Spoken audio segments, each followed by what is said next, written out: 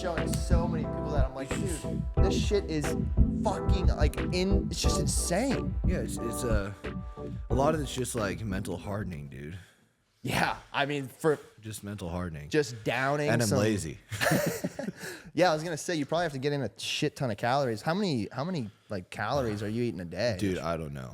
You don't even track it? I don't track shit, bro. Like I don't track anything, dude. I don't track my cycle. I just do everything intuitively. Like, wow. I just take a shot as needed. Like I just feel like wake up and like I feel like I need 200 grams of test today. I just take it. Jesus. So I usually take a shot of something every day. So maybe like today I did like 150 tests, 100 Mastron. Damn. Tomorrow I'll probably want 200 EQ. Or maybe I'll just like 100 EQ, 100 tests. And I just kind of like some days I won't take a shot. Right. But like everyone's like how much? I don't know, like 700 of 3 injectables, and then. So slow down for just 1 second. Yeah. As someone who has absolutely no idea, what Q is. Yeah, okay. Because you text me and you were like, should have brought some D-ball? Yeah. What, all right. So we're gonna make this. Through it. Look. This may surprise you, but I'm not a fucking doctor. I don't know shit. This is definitely not medical advice. I mean, you can take it as advice if you want, but it's your fucking fault, bro. If you follow my advice and you get hurt, I'm just gonna laugh.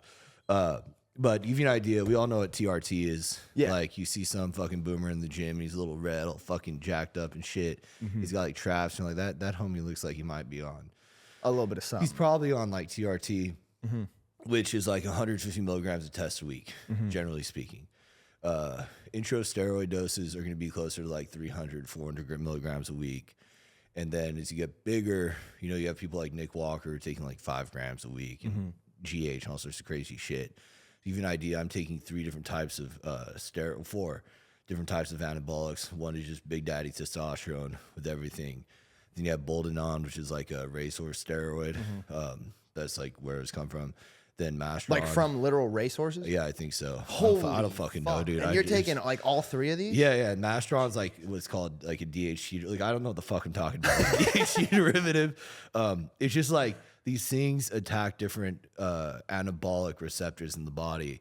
And like you take these 3 injectables, and I'm essentially taking like 2 grams a year a week, which is like 20 times the dose of, say, like 100 milligram dose. But I'll drop the D-ball, which is an oral steroid that's like the most aggressive. So people think like injectables hard.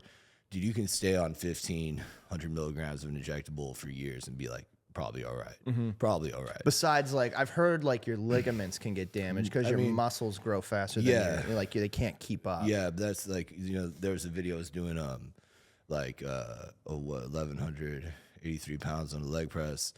And, like, my knees are a little fucked up from that because my legs are stronger than my ligaments. But, there's some ways to mitigate that shit. The bottom line is injectable steroids, safer than orals. Orals are dangerous. And the last thing on this is people are wondering, like, what are the side effects? Do you fucking get jacked? Yeah. The fucking side effect. Like, I don't know, like, well, I don't want to, like, fuck your natural production. Yeah. Like, though, these young kids, like, well, I don't want to start too early because if I start at 23, dude, I tell kids all the time in the gym, I'm like, yo, dude, the sooner you start, the bigger it'll be. God damn. And they're like, what about? I'm like, what the fuck about it, dude? Who gives a shit? I mean, they're probably not a good influence here, but I don't give a fuck. Yeah. I just want to be huge. Yeah. Straight up. So okay, so you're taking, you said the oils. Yeah. So are you injecting that? Are you consuming that? How do you get that in? So I get my chick, she's a nurse, and she just gives me a shot every day. So it's a little shot. Yeah, it's just like I call it my daily vaccine, bro. Like my vaccine card, dude, it looks like a fucking Costco receipt. Because I've been vaccinated so many fucking times, bro. I'm invincible to COVID. It's fucking nuts, dude. Like, I go into these fucking places and they're like, dude, holy shit, how many boosters did you get? I'm like, bro, every day for like a year. Oh my bro, God. The old saying goes, a full syringe a day keeps the doctor away. It's just what it is, bro. Simple. Old phrase. Might be a weird question, but like, have you gotten sick since you started, or like? Well, yeah. I mean, obviously, I didn't know if maybe it does boost your immune system a little bit. No. Steroids wreck your immune system. Oh shit. But I'm invincible. Doesn't matter. No, but really, like, steroids will fuck your immune system up to a degree. They'll lower it, but like, if you're doing this seriously and taking it seriously, and you're training, you're not drinking, you're not doing that bullshit, you're sleeping right, you're not gonna get sick that often. Like I don't really do a lot of shit. All I do is, bro, I'm lazy as fuck. I train, I eat, and I nap, and I fucking make art. Like I don't go to the fucking pool. I don't go on boats. I'm doing that shit. I don't give a fuck. Like I'm not trying to train to be one of these fucking twink ass dudes and like downlighting, taking their shirt off, like fucking meditating on like gay shit and Instagram. Like, you know what I'm saying? All these guys come in and they're like, I'm gonna show a video of me meditating this morning with the down fucking lighting. They're just sitting there with their fucking shirt off, and it's just a bunch of fucking gay dudes just commenting like, oh my god, like just fucking shit like that. You know what I mean? Like I just couldn't face like the people I respect in my life. Was like, yo, look at my page, and it was just a bunch of gay dudes just like screaming over me. You know what I'm saying, bro? Yeah. It's never bitches. Yeah. It's, dude, not once have I had like girls just in my page like, oh my god. Like it's never. It's just a bunch of gay dudes, bro. That's insane. Just dudes jacking off to you. Period. It's like you're on fucking Omegle again. Yeah. Like You ever go on Omegle when you were younger? Which what? Remember, it was like one of those websites where it would like pair you up with random the people chat? on. Yeah, the Dude. chat, and it would just be dudes Bro. yanking it. That's so fucking funny because like the way I make art, bro, like one of the things I'll do, I just put on Omegle and I'll just draw and I just talk Really? to motherfuckers from all over the world. Yeah. Are there still a bunch of dicks on that Dude. one? They feel like they've had to No, have there's cleaned some it up. dicks. There is. There's some dicks, bro. So there's pedophiles on it. Yeah, dude, there's just, it's Jesus like fuck. dick and like, you know, it is what it is, bro. You just gotta, I mean, you can skip if you want, but like, it just depends on like what you're doing, man. Like sometimes I'm drawing and I'm sitting there and like, I don't notice, I like don't look up and I'm like, dude, how long has that dick been there? You know what I mean? Like imagine, you know, and it might be, who knows, he's recording me and I'm sitting there drawing. There's like a fucking screen recording me drawing like fucking just hog, just fucking right in front of my face. Right. I'm just drawing, dude. So this is our round 2. If you want to see round 1, it's right here. So when you came in round 1, you were like kind of just getting started on the steroids and stuff like that, from what I know, or you were a couple months in. Yeah, how many months was it? I want to say that was like roughly a year. Like I would say maybe 10 months. Yeah, so that was about I'd say I was like really starting to get started in like heavier anabolic doses. Because you were like, telling me like Yeah. and come back in a year. Yeah. So do you remember what weight you were at then? Oh, well, I'd say I've like recomped quite a bit. So right then I was like 205 and I was kind of chunky, and now I'm like 230 and I'm leaner. Yeah, you're definitely a lot leaner. So, but it's just like, dude, all I do is I wake up and I fucking just murder. I don't have any program. I don't fucking follow any. I just go in the gym. I try to fucking make myself feel as sick as possible, as quick as possible, and I fucking leave. Jesus. I don't follow some fucking gay ass program. I'm not like, well, I need to do this top set. Like, dude, all those people are weaker than me. God damn. Straight up. Like, everyone who trains like that, I'm passing. That's crazy. Straight up, So dude. what do you think that is? Do you think that's just They're just pussies, bro. I was gonna say it's got to just be what the mindset Yeah, that you it's 'cause- have as compared to them. I think what happens is like everyone's trying to find the easier, softer fucking way. And steroids are not the easier, softer way. So these like guys are trying to find the right plan. And like, well, if I can find the right plan, when I hear that, find the right plan, I hear, how can I get to that result with the least amount of effort? I don't give a fuck about the plan. My thing is like, how can I put the most amount of effort to get to that result? Yeah. Instead of the other way around. Right. And there's one guy I know really well. He's a fucking freak of nature. His name's Patrick Davis. He's like fucking 302, a little taller than me. He's one person I've trained with that when I was absolutely fucking humbled when I was. Like, Yeah. he's fucking psychopath. Like, that's one of those dudes who, and you can pull him up at some point. Yeah. You put his page in. What's He's his one of name? those guys. I'll give you a Patrick Davis on Instagram, dude. It's fucking nuts. And like when I trained with him, he's one of those guys who does, how can I get there with the most amount of effort? Right. And it's evident in what the fuck he looks like. Patrick Davis. Look at this shit. Right there. Right here? Fucking freaking nature, bro. Oh Fucking my god. Freak. Go to his fucking page. Look at that shit. Look at that fucking. Click This that one? No, the other one. Yeah, right there. Click that shit. Look, fucking development. This is over years. This is Okay. what people need to understand about like people who really train fucking hard and take serious anabolics. Oh my god. It takes a long time to get like that. Like, look where he started. Right. Freak of fucking nature. Still jacked, yeah. Yeah. Leaner legs, fucking absolutely built. But this Yeah. is fucking bananas. But like, this is what when I see this kind of shit, this is like why, you know, I'm just trying to train as hard as fuck. And like, you train that with that guy, like he isn't doing that gay, like stupid like, you know, the Instagram workouts, he's training like Ronnie Coleman and shit. Right, just fucking as Dude, heavy as he hardest can go. workout I've ever had in my life was training with that fucking dude. That's fucking awesome. I mean, that's crazy. You got to train with him too. That's yeah, awesome. that was like a year ago. Before I was like, I would probably keep up a little better now, but he's even further along now, so I don't know. Like, good luck. And, so are you looking to compete like this, No. or are you just doing this for yourself? I just want to be jacked as fuck. I respect that. It's hard, but I just want to be jacked as fuck. Just because there's a lot of the negative consequences of bodybuilding come from getting really lean on steroids. Right. Because like, so imagine you want to be really hydrated and full when you're taking anabolic steroids, so your fucking organs don't get fucked up. But when you're in prep, those last 3 weeks, that's when a lot of people cause permanent damage to their body, because if you're quote unquote blasting orals and you're dehydrated, your kidneys are like, hey dude, Like, I'm not on steroids, dog. I can't keep up. Right. The organs don't take steroids. The organs process them. Right. So like, you take all this shit, just because you're bigger and stronger doesn't mean your organs are. So it's like kind of like when you lean out like that, it's wearing on your organs a ton. Dude, it makes a big fucking difference when when these people get super lean on gear.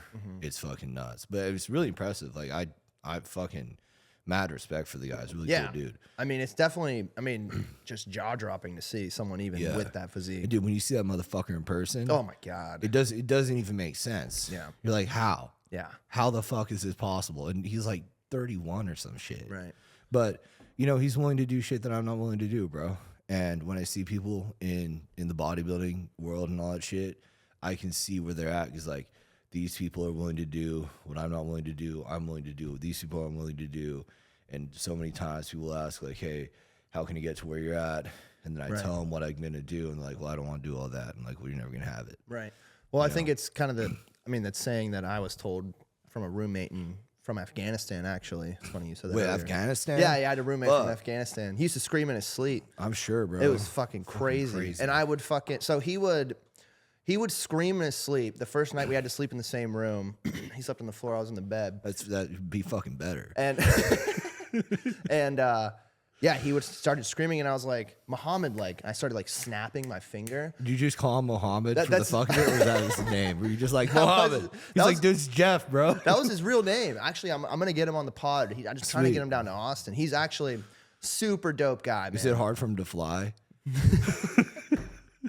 But anyway, so yeah, I just like snap my fingers, and he like wakes up, and he's like, David, do not snap your fingers. That is when they started shooting. Because like where he grew up was like the fucking Taliban. Yeah. And he's like he worked at the U.S. Army, and then like got a green card. Inside job. I see. And then came to America, and he like was super paranoid that his family was gonna get like killed by the Taliban. So then he like told me this prayer to recite to him if he ever started screaming in his sleep, and it was like, Muhammad, what the fuck was it? Oh my God. It was like some prayer to like Allah that I would say for him as he was sleeping. And then he would say like a subconscious prayer. Yeah. And like wake up and be like, thank you, David. Thank you, And that literally happened like every single night for a year. I'm not kidding. Like almost every single night I would do that at like 3 a.m. every time. I can teach you a fucked up sentence in whatever they speak in Afghanistan. This is what you should have told him. You should have been like, Mohammed, Hidi Pathizik. I think it means like my dick's in your ass or something. Just like if you go up to like some like Middle Eastern restaurant and just say that, dude, They're not gonna like that. No, I don't think it's. They're not a big fan of the gays. If you accuse them of being gay, they don't like that. No, just you got to say it like you're gay. You got to go in and say it. You can do it two ways. You can say it, funny, or you can say it with some attitude. Yeah. No, you say it with some attitude. I don't know what's gonna happen. If you get the right guy, he might be like, oh, Yeah. He might fucking. He might be like, I've been waiting. No, he might be like, I've been waiting for this. Oh, never know, dude. I fucking. Mohammed's gonna show up. Too much fucking atrazine in the water, bro. Big one. So I wanted to ask you about the steroids because I'm interested to know the difference because you've taken them. Yeah. You've taken all three types that you were talking about earlier. Yeah. So start from the base one, the oral one you were saying. What is it, a pill or? And then I want to know how it makes you feel because I'm interested to just know, like, does it change your mental chemistry in the regard of like the way you're operating every day? Because the stereotype with people who do steroids is like roid rage and shit. And I'll touch on that. So there are different types of anabolics out there, as we know. Some are neurotoxic and some are not. So testosterone, equipoise, Masteron, Deca, D-ball, Anadrol, none of those are neurotoxic. So if I were to bring you D-ball and give you some, shoot you with testosterone every day for like 3 weeks, you wouldn't feel different. It would take a while. There's like a saturation effect. Sure. But you'll never think differently. It's never going to affect your perception of reality. It's not a narcotic. Right. However, it's going to be, you're going to notice like you're just a little more confident. You're just more intense. Like you train harder. Like you just, right now, because I'm on a heavy cycle, like I just feel, I don't really describe it. Hyped up, like energized. I wouldn't say hype, but like, I know this is retarded, but like, I was like talking shit with a friend. It's like, we feel like we can take a bullet. I know I can't. I know I did fucking, but like, you feel like, you just feel extremely confident. Not confident. You just, your body just feels like ready. Interesting. Like it can handle more physical exertion. I mean, that makes sense. Yeah. It doesn't like change how you think. Now, there are steroids that do. Trenbolone is a neurotoxic steroid, and why I think we're that stereotype that most bodybuilders are fucking retarded and angry is because tren breaks that blood-brain barrier, and what it does is, and I could be fucking wrong. I'm not the sharpest one with this shit, man, but like from what I understand, it interferes with the ability to have like complex cognitive thought. Is what tren does. So, and makes you really confident. So tren creates this like loop of, okay, well, your IQ's lower when you're on it, but you're actually confident. So you don't realize your IQ's low when you're on it. So you're just this. So that's kind of like that gym rat. Well, like that Reddit stereotype. That Reddit thing, like I are very smart. Maybe where it's not. like people write shit and they think they're fucking smart. Oh. People on tren all the time think they're smartest fucking people in the world. I feel like I know some and they're people not. who do that. And imagine on tren. Yeah. So like tren, like the reason I don't want to use tren is because it's neurotoxic.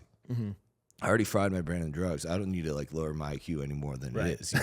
So like another thing about tren is if you use it long enough, it will permanently lower your IQ. Damn. But I think tren's also one of those ones that is associated with like the anger and all that. So tren is a very different anabolic steroid than all the others. Okay. It's really bad. It's really hard on the body.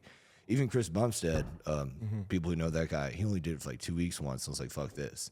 And he won Mr. Olympia and shit like 7 times. I don't fucking know, like 6. I don't fucking know. I don't follow that shit. I don't know. But he won it once. Yeah. But like, point is, a lot of these anabolics, they just allow the body to grow at different rates and different things. They attack different things of the body. And I don't know the full science of it. All I know is that I've gotten fucking stronger and bigger. Yeah, since using them.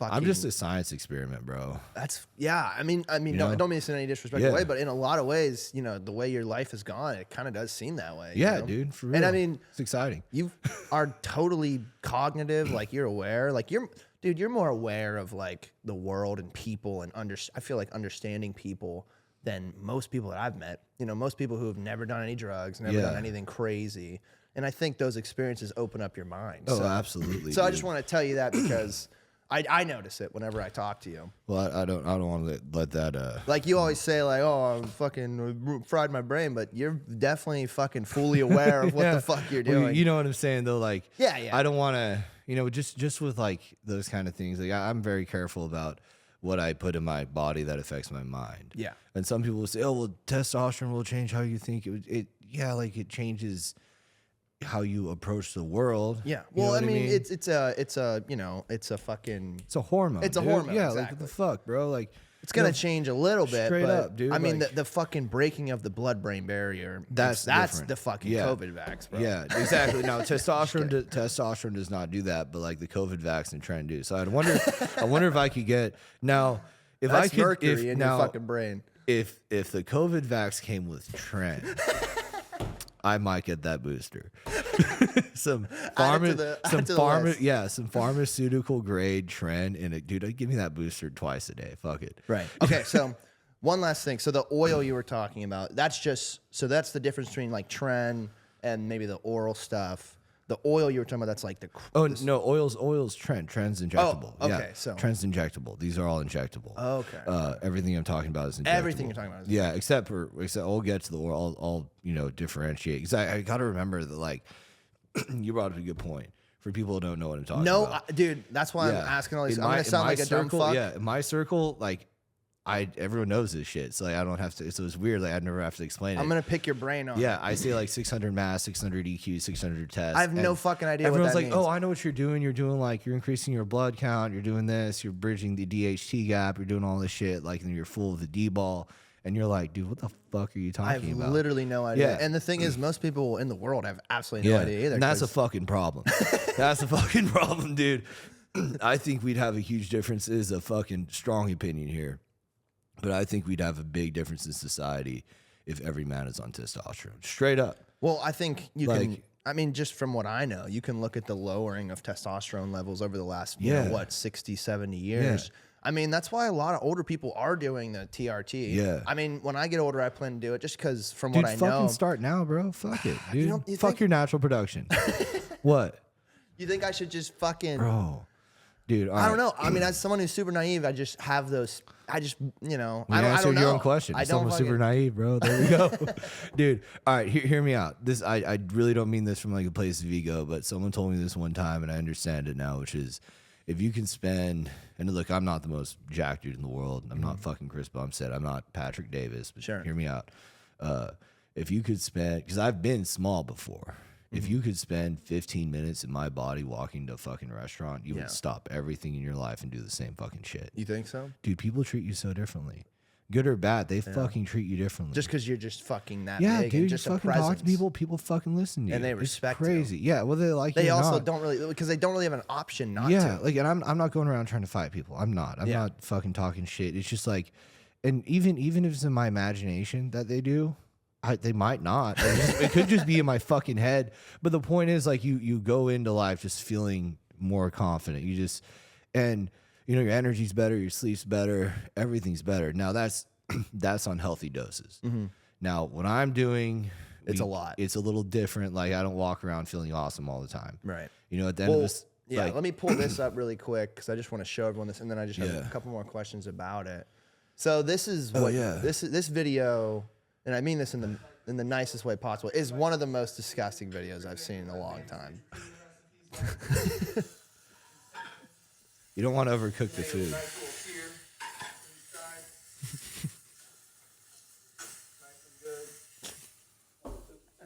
That's swordfish. Yeah. In ice water. Yeah. Fucking ice water, bro. Oh, this is my homie Steven, dude. He's a fucking G. I've been trying to get this homie to take steroids forever because he's naturally just strong as shit. Right. Strong as shit, bro. Oh, it's so chunky, dude. Strong as shit. You got to go to this page, dude. This dude, if he hopped on the sauce, he'd be something special. All right. That's the best machine you'll ever fucking have. Hell yeah, dude. Dude, oh my God. Oh. Dude, look at this homie. Takes it down, bro. Takes it down. Oh my God. And he's about to throw up. But you just fucking down it like it's take it nothing, down, bro. dude. What the fuck am I going to do, man? If I poison myself. So, like, I watch this, I'm like, God damn, that really is like someone who's just mentally on a different level. Because, you know, like, people talk about like doing an ice bath or like sauning for 25 minutes, but the ability to handle the taste and the fucking raw food just in ice water, like, dude, you understand that not a lot of people can fucking do that. Well, like, it helps me do like the other shit, like the training shit. Well, dude. exactly. You know but what I I'm mean? saying, like, the sacrifice of that is easy. It's massive. It's easy. It's like, easy, see, dude. that's Easy. what I'm talking about. You just gotta ask yourself, like, the way I do it. I just fucking. Some people are gonna hate me for saying this, but I just fucking walk around and I see the average motherfucker, and I'm just like, whenever I train and I see these fucking dudes not training the way I am, it just gives me more fire to like not do that. Right. It just gives me more fire to do this shit. It just makes me want to do more steroids. It just makes me want to drink more nasty shit. Right. Like, it just makes me want to separate myself, man. Just because, like, Why would you want to be like everyone else? dude, you only hear one fucking time. Right. And you're only here fucking once. And like, you know, I don't want to be like a fucking famous bodybuilder or anything. I just want to see how far I can take myself within reason. Which I'm not being reasonable about at all. Well, it's in your, like you said, in your circle, it probably is though, you know? Yeah. Everyone has their circles. So take me through everything you were, not everything, but the stuff you were talking about earlier, this, you know, D-ball, Q, and shit like that. Just because to give people a glimpse into, you know, the lifestyle and the life that you're living with the people that you're surrounded with. Yeah.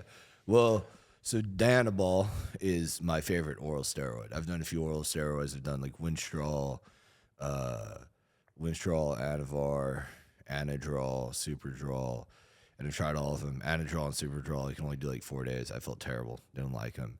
Winstrol, Now you feel terrible in like what way? Physically or mentally? Like tired, irritable, bad headaches. So everyone has different results from these. I don't fucking like it. Hardened liver. Anavar, it's okay. It's better for like, I mean, it's not better. It's just like more likely women use it. I mean, it fucks women up. I don't think women should do gear. Yeah. But it's an anabolic. It's like a DHT thing. I don't know what the fuck that means. I just know it's a DHT. I just know it's, dude, I don't fucking know. Sure. I like Winstrol a lot. Okay. The only problem with Winstrol, it dries your joints out and you can tear shit. Okay. And it fucking wrecks the hairline. Like, I'm already kind of sacrificing that. Hey, man, you're better than me, dude. Yeah. I don't even know. You're a fucking, dude, bro, take everything. Fuck you. Take just fucking, dude, god damn it. Dude, just fucking take Winstrol. Like, bro, you're losing your hair? Yeah, it's going, man. Fuck, you better be like fucking 50 pounds bigger. Well, I'll buy you your first cycle. So I found out part of the reason why I found out recently I'm fucking celiac. I don't know if you know what that is. What? It just means like I can't eat gluten. Like my body can't process it. So you're that kind of gay. Dude, it's literally. Wait, what color in the rainbow? It's an autoimmune disorder. What is the LGBTQA plus? Okay. Which one is that? It's time to shut this podcast down. which color? Oh, that's the double A after the I. Is there a flag coming out? Are they adding a color to the flag? We have our own flag. Oh yeah, it's amazing, bro. So ours has like babies on it. That so we you're worship. celiac. So yeah, I found out I'm fucking celiac, which means I can't process gluten. I found out I was autistic, and that changed nothing, bro. I think I'm there too, man. I'm not gonna lie. No, but all right, for real. Like you can still take steroids. No, I know I can still take steroids. Yeah, dude, you're losing your hair, bro. Just fuck it. Maybe, dude. Now, I'm not gonna commit to taking steroids right now. I'll help you. If I commit, there's one person I'm going to, and it's you. It better be me. But anyway, okay.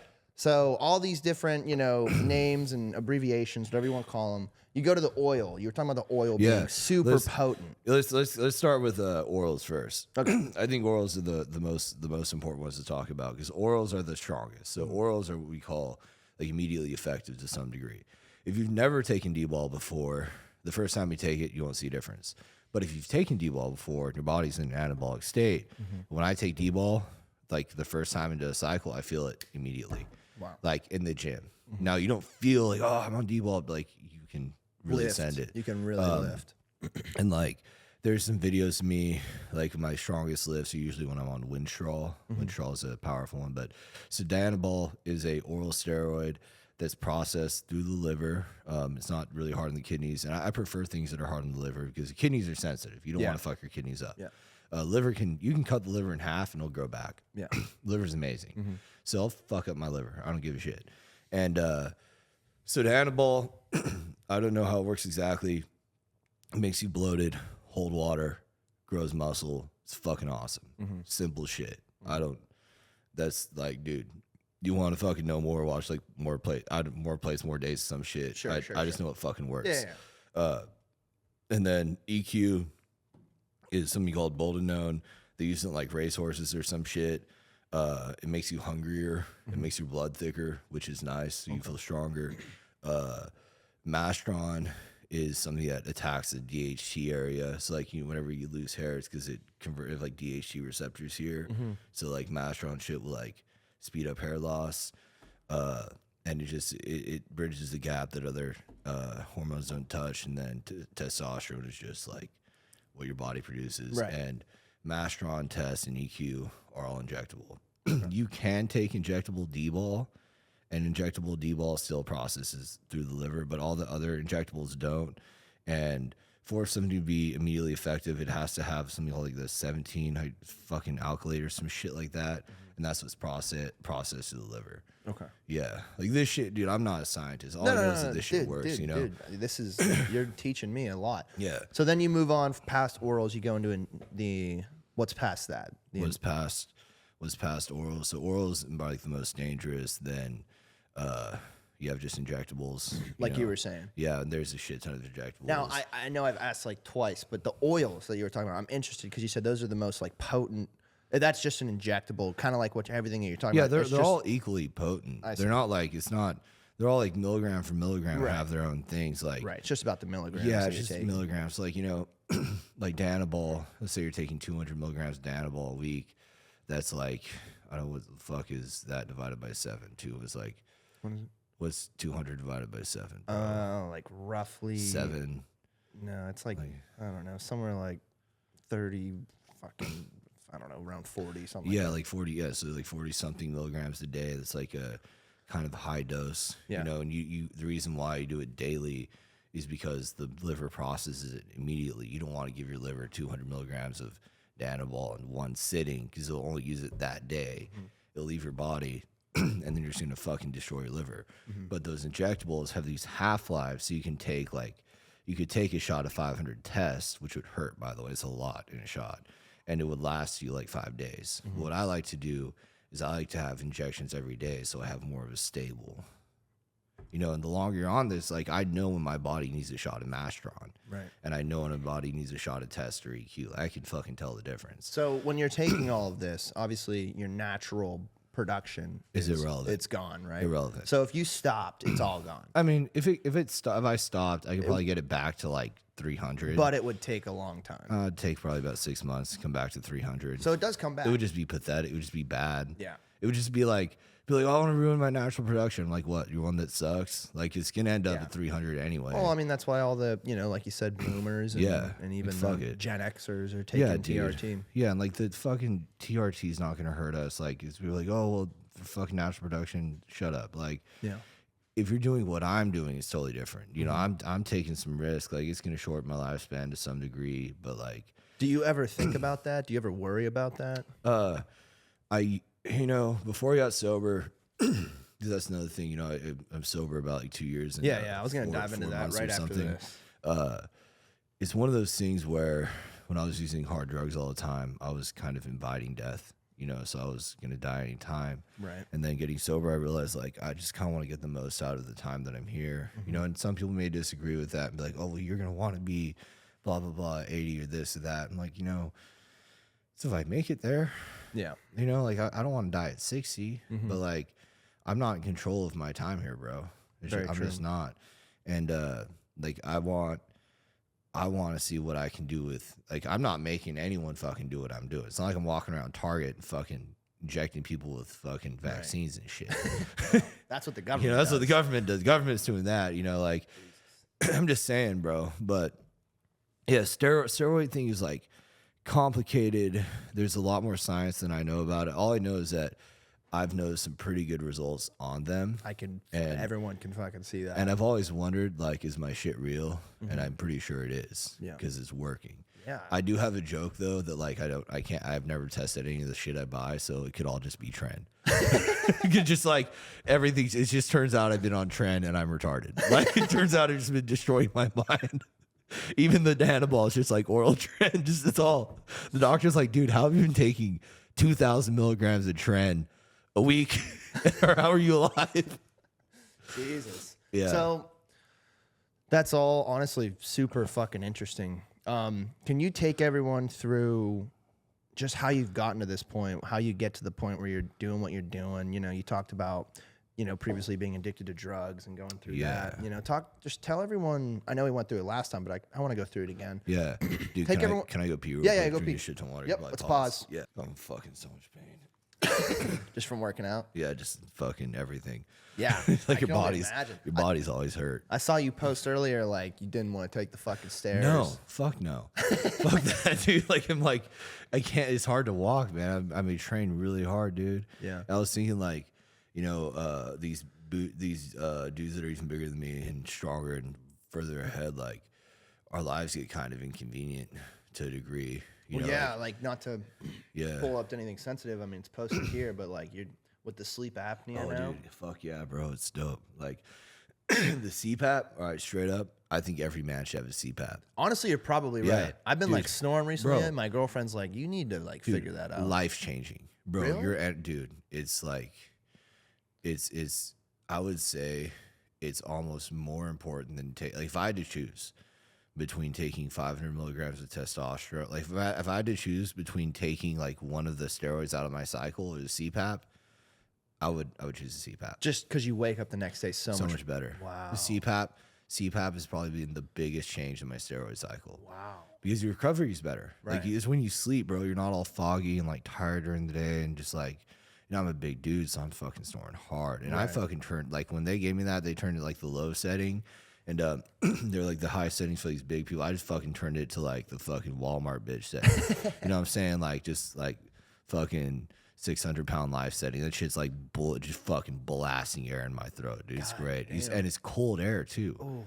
It blows cold, humidified air in your mouth. So you just, dude, it's fucking like, just if a game I would changer. pay it out of pocket if I had to. It's fucking, dude, I'd pay fucking $5,000 for that fucking thing. Damn. It's amazing, bro. That's fucking crazy. Yeah, dude. And like when I think about like life being inconvenient, it's just kind of like peeing all the fucking time. You don't want to go on long walks. Always eating. You're always eating. You know, it's just like I'm going to a concert this Friday. I'm like, fuck, do I want to bring like one of those like chairs I can just bring out and sit down? Yeah. It's like I forget that you know, I'm just around myself and my chick most of the time and other people who lift. So when I'm around normal people, I forget that like normal people can just stand. You know what I'm saying? Like I forget just different, bro. Like, yeah. You know, I mean, it makes sense. You're lugging around so much more weight in a short time frame. And I don't see it until I stand next to someone in a mirror. Like I was at a restaurant the other day, and I think like it's fucking body dysmorphia, bro. It's not, like I feel like we're the same size. Okay, I know. Like hear me out. Let's be honest. I know. Man. I know this sounds crazy, but like we're not even close. but I was in a restaurant. I saw these guys come in. And they're just like, you know, in good shape and they're wearing kind of tight shirts. And I was like, fuck, these dudes like bigger than me. And I fucking walk up and there's like this restroom. We're like right next to the, and I'm like, dude, I'm like two of these people in the mirror. But like, I don't feel that way. So you think that, I think that's probably also like the body dysmorphia. Well, yeah, definitely body dysmorphia, but just the part of you that's like more. Like I never enough. Cause Jake, you should see Jake now. You saw Jake about a year ago. Yeah. He's fucking jacked. I mean, he's jacked. He's not obviously not as big as you, but he's fucking That's good. Super lean, like jacked, everything. Yeah. And he's fully natural. And yeah. he just fucking. I've told him he needs to hop on the sauce. I know. He talked about it before you came. Yeah. He was like, he's going to bring me steroids. He's going to inject me when he gets here. Dude, I will, dude. If you ever hear some D-ball, it'd be great, dude. I'd love to give him. Tim's also fucking jacked, dude. Yeah, I can see through his outfit. Like I can tell someone's in good shape. Yeah. By like jawline and like their traps and forearms. Yeah. But you know. Anyway, I was getting back to kind of how you got on this path. I know we talked about it. The recovery. Last time. Huh? The recovery. The drug addiction. The drug. Yeah. Well, not even that. Just your life, man. Because I mean, like you said, this is a pretty radical thing to do. But I think you have to live a radical life to kind of get to this point. Not everyone, but maybe where you're at, where, you know, if people were doing this, you know, just because they wanted to do it, they would do exactly what you said. Keep track of everything. Yeah. Track your fucking calories. Track your water intake. Track everything. But you're doing it in your own way. Yeah. So just explain, you know, maybe just when you were young to now, what it's been like and the metamorphosis that you've gone through. Well, first of all, I think it's so interesting you call it radical, and it's crazy because when you're around yourself all the time, you don't think what you think you're doing is normal. Yeah, like pedophiles. Yeah, okay, I guess that's a weird example, but sure. Well, they think, you know, oh, I'm just, you know, a minor attracted man. Yeah, that's you know, they think it's normal. I wouldn't want to compare the two. Or like Haitians eating cats, you know, there we go. Yeah, just Haitians eating, this is what they do. You know, what are you gonna do? You fucking little kitty. They just like their meat tastes good. I don't know what to say. I look at my cats, I'm like, yummy. Fuck, dude. No, dude. I look at my cats and like, dude, if you own a cat, smell a litter box once, you're like, I'm not eating that. I'm fuck that shit, dude. But like the radical thing, when it's what I'm doing all the time, like I'm just sitting here telling you like it's normal, And in your mind, you're like, Jesus Christ. But it doesn't seem radical. I'm not judging by any means. I know, but it made me realize right now in this moment, like, oh, fuck. So what I'm doing is like considered radical to the I mean, person. if I'm being honest, it definitely is. It's crazy. And I mean, it's not a bad thing. It's just that is what it's viewed as. I mean, you know, there's definitely a lot of stereotypes around doing steroids. That's why having you on is, I think, important because it showcases a totally different mindset, one of life and just how you live and everything like that, which I think is valuable. So, I guess going through that path as a child, you know, I think as a kid, you know, so I'm we say like I'm a recovering alcoholic, drug addict, and I follow this like 12-step program people may have heard of.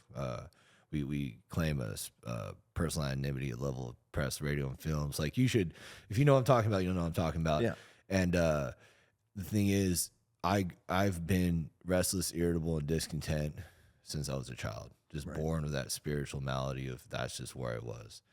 Always since I was a kid, I was that way. And growing up, like I remember being a kid, just being angry all the fucking time. Hated school. Just sit there and doodle and get mad at my teachers. And like, I just wanted to make art as a kid and just like be left the fuck alone. And then when I found alcohol and drugs, I still wanted to make art and be left alone. But I found this thing that made me feel like I was left alone. Like getting high and fucked up made me finally feel like people were leaving me alone. And it was an answer to my thing. So like what I found out is that like in recovery, I discovered that drugs and alcohol were a solution to my problem. And I could not get sober until I found a sufficient substitute for that solution, which is my recovery. That's my sufficient substitute to not getting high and drinking anymore, is having a primary purpose that's bigger than myself, helping other people get sober, you know, being of service to and all that kind of stuff, like being involved. And, you know, when like I can go in this story of like I drank here, I drank there, then I drank there, then I drank there. Fucking, and I wish I could tell you why I drank. I have a lot of people say, well, I drank because my ex-wife this, or my boyfriend this, or my father this, or my mother that, or I wouldn't have drank if it wasn't, dude. Like in one of the books we read, it talks about how we drink no matter what. I drink because I like the effect. When I say drink, I'm talking about any mind-altering substance. I drink because I like the effect produced by alcohol. I do cocaine because I like the effect produced by cocaine. And would you say that's a little bit of a spiritual battle, like you said within yourself? Like it was, you were born just kind of naturally irritable, naturally frustrated with life, almost nihilistic. Yeah. And you think that's what I was saying. Like it was a spiritual thing, like for your soul almost. 100%. That's why I think alcoholism, so you can't treat it with any medication because the soul can't take medication. But you can treat it with spiritual medication. I say there's a lot of people out there who have the same disease I do. I just choose to take a different form of medication, you know, and my form of medication for my spiritual disease is a spiritual program. And like, that's why I say like I could go in like all my like, you know, I could definitely talk about some of my drinking stories. I don't mind. They're kind of ridiculous. Whatever you want, dude. Yeah. But I think it's just really important to make sure before I do any war storying that I didn't drink because of the situations I was in. I just drank because I fucking wanted to. Yeah. Like, and I think that's that level of like personal responsibility that you have to take that so many people avoid, kind of like you were getting at. And there's earlier. so many people out there who I've seen in recovery who I've noticed this is like a common factor, which is, and I'm not the king of recovery at all. I only have like 2 years and 4 months, but I've been sober today, and that's pretty fucking cool. And God willing, I'll be sober tomorrow, and so on and so forth. But when I see people who are upset in recovery and they say shit like, well, I drank because of this, or like, no, I don't need to do the 12 steps because I'm going to be like, I just need to focus on this stuff. That tells me they think their outside circumstances are responsible for their internal condition. When their internal condition it's irrelevant what their outside circumstances is. It's irrelevant because I'm going to drink as I celebrate. I'm going to drink because everything's going too perfect. Like, oh, it's too perfect. It's too fucking perfect today, so I need to change this. Right. I just like the fucking effect, dude. You know, like I was thinking about the kind of shit I would do, bro. Like, you know, longer I stay sober, I think about like the fucking insanity shit. Like, I told my chick like I never drove drunk, but I did all the time. all the fucking time, dude. Like I would go out and party, like go to 6th Street, and I'd Uber there because I wanted to drink a little bit before, get an Uber there. Then I get shit house, then I come home, do my, extracurricular activities, and I get home and I'd be all fucking lit, and I just go drive around. Oh my, Just go drive around, bro. that is crazy. And fucking wake up in neighborhoods and shit. Wow. I'm like, I never got pulled over, dude. One time I remember I woke up and I was like, where the fuck am I? I was like, I don't recognize this neighborhood at all, dude. And I'm driving around and go into Starbucks and I look at the receipt, Dallas, Texas. I don't know the fuck I got there, bro. Holy A full fucking day. I don't know. And you just wake up and you're just I'm there. fucking blacked in. And you just got to drive home. Yeah. Just like didn't act like it wasn't a problem. Like sometimes like I said I didn't really like taking Xanax, but like I only said I took Xanax a few times. That's the only times I remembered. Yeah. You know? I mean, I've done Xanax. I know. Like, dude, I'd like black in, like eating In and Out. Like, I'd be like, what the fuck did I get here? Like, I'd just be like eating In and Out, and then like, you're like, you be like, come to, and you're like, what the fuck am I? And there's like this 7 hour period that you just don't have access to. And you have shit in your car you might have stolen from Walmart. You don't know. Yeah. Because it makes you kind of a klepto. Like my chick says, it thing. makes you steal shit that you could buy, like a toothbrush or something. It makes you just steal like shit that's like useless to you. Yeah. You know what I mean? Yeah. But yeah, it's one of those things like I just couldn't get a hold. I didn't know I had a problem getting stopped. So I mean, I'm doing crazy shit and driving. I'm like, I never got caught. So like, I think, of course, I got really lucky. But the amount I drove drunk was absolutely just unreasonable. lucky to be alive. Yeah, dude. Because I was thinking like driving drunk's like when you're fucking shit house. But I was driving buzz all the time, and then if I was fucking shit house, well, I'm not making good decisions. So I'm driving like there's no. If it's like you wanted to do it more because you were fucked up. Yeah, it's Almost. a strange thing, and like I can go in the war stories, like you said, drink here, drink there, like I was a fucking idiot. Like, I think the real thing that if anyone's listening to this who has an issue, one of the things is through identification, and it's not so much identification with the things we did, because there's a lot of normal people out there who've blacked out in Xanax, they tried it once, but it's really what we identify with is how we feel. And I can say where I was at a point where this shit stopped. And this is so weird for me talking about this now than a year ago, because I have probably, if you compare the podcast, I'm gonna have a very different view on it because I've had some time, which is was I fucking gonna say? Sorry, it's like one of those things like No, you're fry your good. brain. You were talking about how it's changed from the last year. Maybe your perspective has This is shifted. what happens when you do too much ecstasy. Man. Seriously, I think like I get these moments where I just fucking forget what I'm talking Acid too. I've been there. Ecstasy, particularly though. Really? Why? Yeah, I don't fucking know. I think it's just because it's so potent, and like it's the shit I'm taking is probably from fucking China with like chemicals and shit. I don't fucking know. It's like it's like all half meth and half like whatever. Yeah. I mean, I wasn't like, oh, this is just quality shit. I wasn't like testing. Oh, this is organic ecstasy from Whole Foods. I don't fucking know, dude. It just made you feel weird. Yeah. I was like, this makes all I cared about was I felt different. Everyone's like the quality. I didn't give a shit. Will it make me feel different? Yeah. If that does it, does it. But how it felt, that's right. Like what people identify with is how I felt when I decided I want to get sober. It was like I just couldn't get high anymore. It's so weird. Like, of course, I would take it to be intoxicated, but I just couldn't. Like, it just wasn't fucking working for me anymore. I was at this point where I was like, well, shit. Either I'll try this, and if it doesn't work, I'm just gonna kill myself because that's a good solution.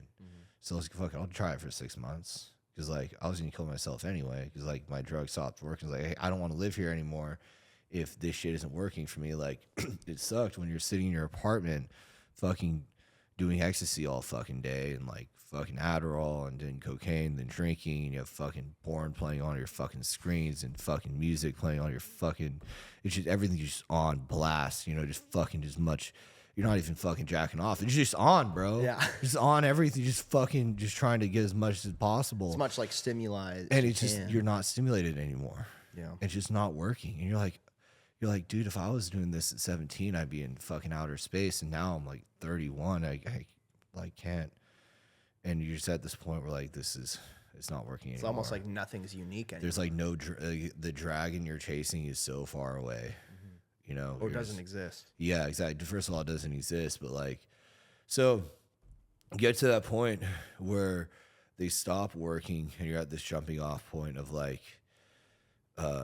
do I just continue letting this take a hold of me till it takes me out, or do I try a sufficient substitute? And it's terrifying because that sufficient substitute does not work immediately. Because that first few months, you're like, this is worse than chasing the dragon. This is horrible. This is, at least when I was getting high, it could change how I feel, even if it wasn't working. But when you're fucking when you've done drugs for 18 years, and now you have to face yourself, it fucking sucks. Because like my only solution was, well, I just gotta be here with myself and go to sleep, and this sucks. Yeah.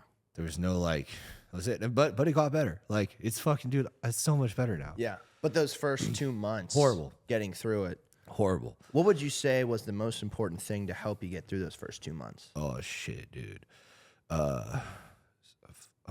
Fellowship. Fellowship with other people. Other people in recovery. Fellowship, just support system. Like my girl for sure. We're engaged now. I saw that. Yeah. I was just gonna ask you about her. Fiance. I gotta say fiance for sure. Just gotta make sure I say that, not girlfriend. But at the time, girlfriend, she like 6 years or something, and you know, which is crazy. So now I'm thinking like, dude, at 2 years, I wouldn't want to fucking be with someone who's like nearly sober. Yeah. But I don't know. She saw some faith, like something in me maybe, and it just shows you how much faith people have that this program could work if you work it.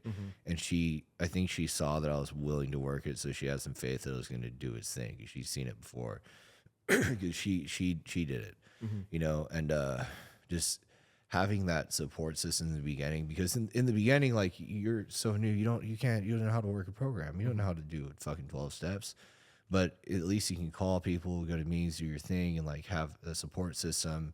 And it's so cool because like I really feel for people who don't want to get sober, man. It really hurts, especially people who've tried it and go back out, because like it's one of those things like where if you were to go in the environment that I go to and you were to raise your hand in that environment and say, hey guys, I just lost everything. I'm homeless. I have nothing, and I don't want to drink today, and I'm hungry. Can someone like take me to get some food and maybe let me sleep in their backyard or something? Dude, there's like 10 people coming up to you like, let's go buy you food, let's get you a place to stay tonight.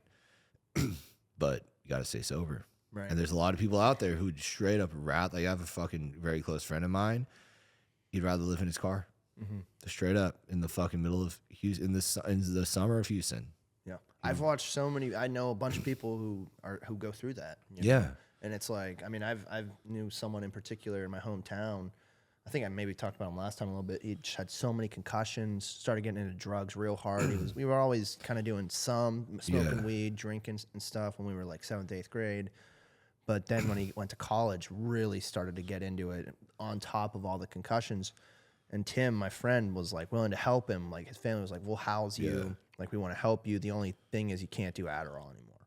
And he was just like, I won't do it. Yeah. Like I'm going to do it. And so, yeah, it's like you said, like people at a certain point, you know, I know it sounds fucked, but at a certain point it's a choice you have to make, right? Yeah, it really is. It really is a choice you have to make. And that idea of like no mind altering substances, that's a difficult one, because, what I've learned is I want to call it maturity, but what I've learned in this program is you're going to have people who want to be in the program who have sobriety of their own way, own volition, whatever. And that might mean they want to smoke weed or take Xanax or take Adderall, but I'm going to have space for them. Now, I'm not going to sponsor them. I'm not going to include them in my life, but I'm going to love them and be supportive of them. And if they want what I have, great. But like, people ask me, hey, Sam, can you sponsor me through the steps? I'm like, do you want to stop smoking weed? Like, I don't know if I want to do that. I'm like, all right, well, you know, you find someone who has what you want. And all I know is that the way I look at it is I see people who have what I want spiritually, not physically or when it comes to money, but spiritually. And I do what they do. So like, okay, they don't use any mind altering substances. Easy. They don't smoke weed. They don't take Xanax. They don't take Adderall. Or someone's like, well, I have a prescription for Adderall. I'm like, fantastic. I'm happy for you. I can get prescribed Xanax, but like, if you feel like you can work a good 12-step program and help others, do it. But I don't want that. Yeah. You get what I'm saying? Like, yeah, 100%. I mean, it's taken some maturity to understand that I'm not the arbiter of someone else's choice. yeah. I just have to Even let if you go. want to be. Yeah. I mean, I feel like that's all parents try to do is guide you and try to make you a certain way. Yeah. But if you're not willing to accept that, then there's what's the point even the attempt, right? Exactly. And like you said, like, so let me ask you this. Whenever you first started doing the 12 steps, because I'm totally naive to it, never done it myself, was there that type of person for you? Someone you latched onto that was helping guide you? Absolutely. I had a fucking full room of these people. Like, Yeah. I started going places where there were people who had really long-term good sobriety. Number one guy would always tell me, you get real close, but God damn it, Sam, be the fucking example. Because I complained about these people who were like, didn't want to be sober. And he's like, don't worry about it, just be the example.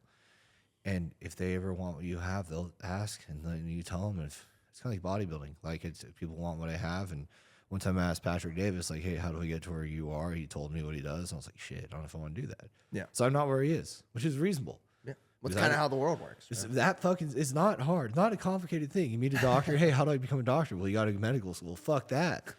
Well, then You're not going to do I don't know it. what to fucking tell you.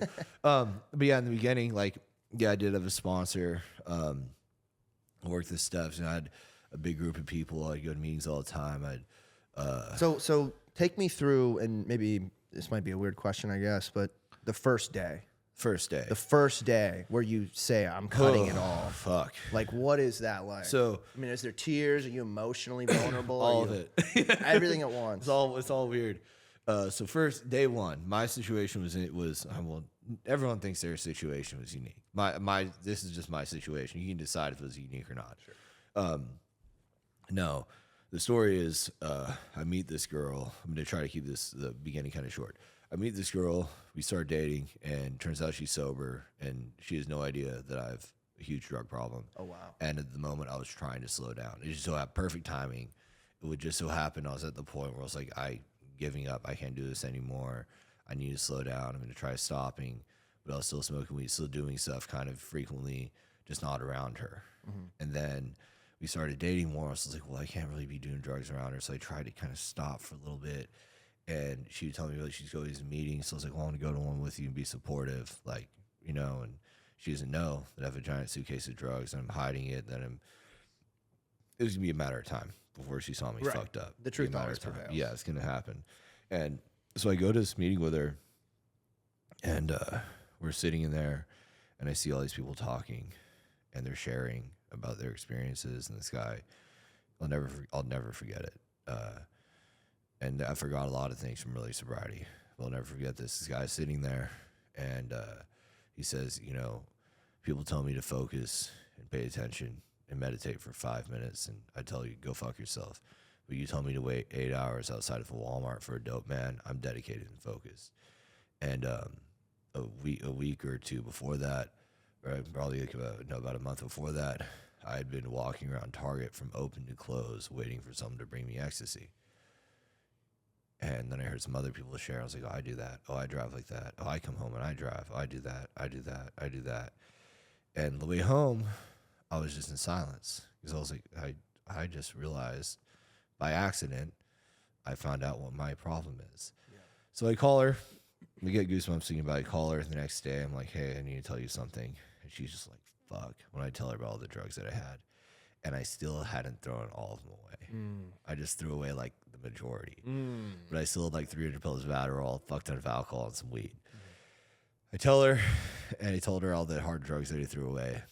And she's like, well, fuck, you need to go to a meeting. So I go to a meeting. First meeting I go into, I get up and I walk out. Someone brings me back in.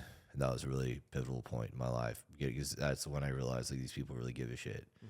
It was kind of like a cry for attention to some degree, like a child. I get up after some alarming share, then I leave, and this guy comes after me. He's like, hey, you doing all right? He didn't say, like, come back. And he's like, you doing all right?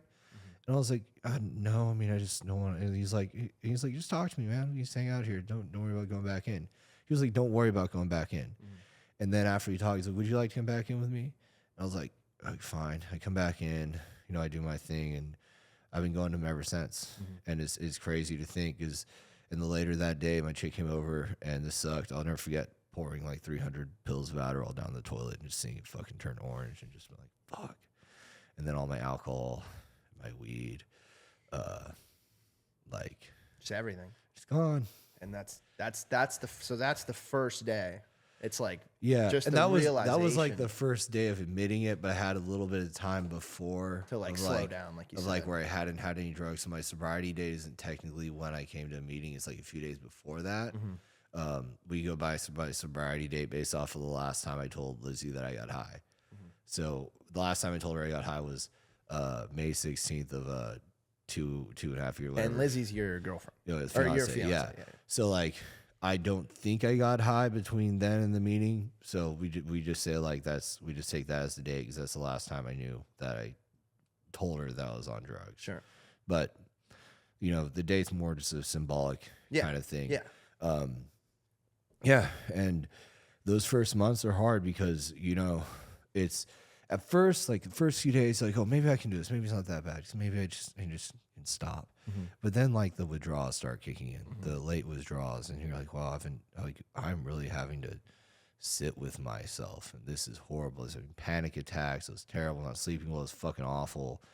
No sleep, panic attacks. Yeah. Probably crying. Things yeah, like a lot that. of that, waking up, screaming in my sleep constantly. Wow. But that's common in the recovery. Yeah, but people don't know that. Yeah. But like, you wake up screaming and shit and not sleeping well and, you're freaking out in the middle of the day. At least you were smaller back then. Yeah. If you were bigger, you'd be fucking terrifying. Fucking Shrek. I was a little bit lighter. But yeah, man, it's just so fucking crazy to think that like, and I've had so much life happen to me in these past 2 years and 4 months that I've just been able to handle because like there's been so many issues that have like come up where if I was not sober, people wouldn't believe me and I'd be alone. Like where mistakes or something happens, like someone else fucks up. But if like, let's say someone else fucks up in like a deal or something and I'm drunk, it's my fault. 100%. But if they fuck up and I've been sober the whole time, it's like they can believe that, hey, no, I was cognizant the entire time. It definitely gives you credibility and exactly. And makes your words matter. Yeah. And it's sad because I've had a bunch of my friends relapse and it's hard because it's like I want them in my life, but it's hard if they don't want to be in the program. I've had and I love all of them. Like I want them in my life and I want them in the program and I want them to have serenity. I've known a few people that have died and that sucks because, but that's part of the program, man. People are going to die. You're shooting fentanyl, man. Just what it is. Right. Like I've got a friend right now. I'm pretty sure he's like fucking homeless. He's probably gonna die. He's been shooting drugs for a hot minute now. Damn. And we tried to go help him actually, and he told us to go fuck off. And so that's how it goes, man. It's hard. And I saw, it's fucking sad. And I've had a few people tell me to fuck off who have like tried to help. I'm like, do you realize I'm like the last person? Right. Like your family's sick of you. But they don't even think that way. No, they don't think. They don't like there's no, it's just like, it's fucking. It's a spiritual sickness. In the book we read, they never say the word denial, but they do use the word delusion. Because denial means you're aware. Delusion means you don't even know. Right. Like you're in delusion, bro. Right. Like in people who are addicted to hard drugs and shit, in delusion.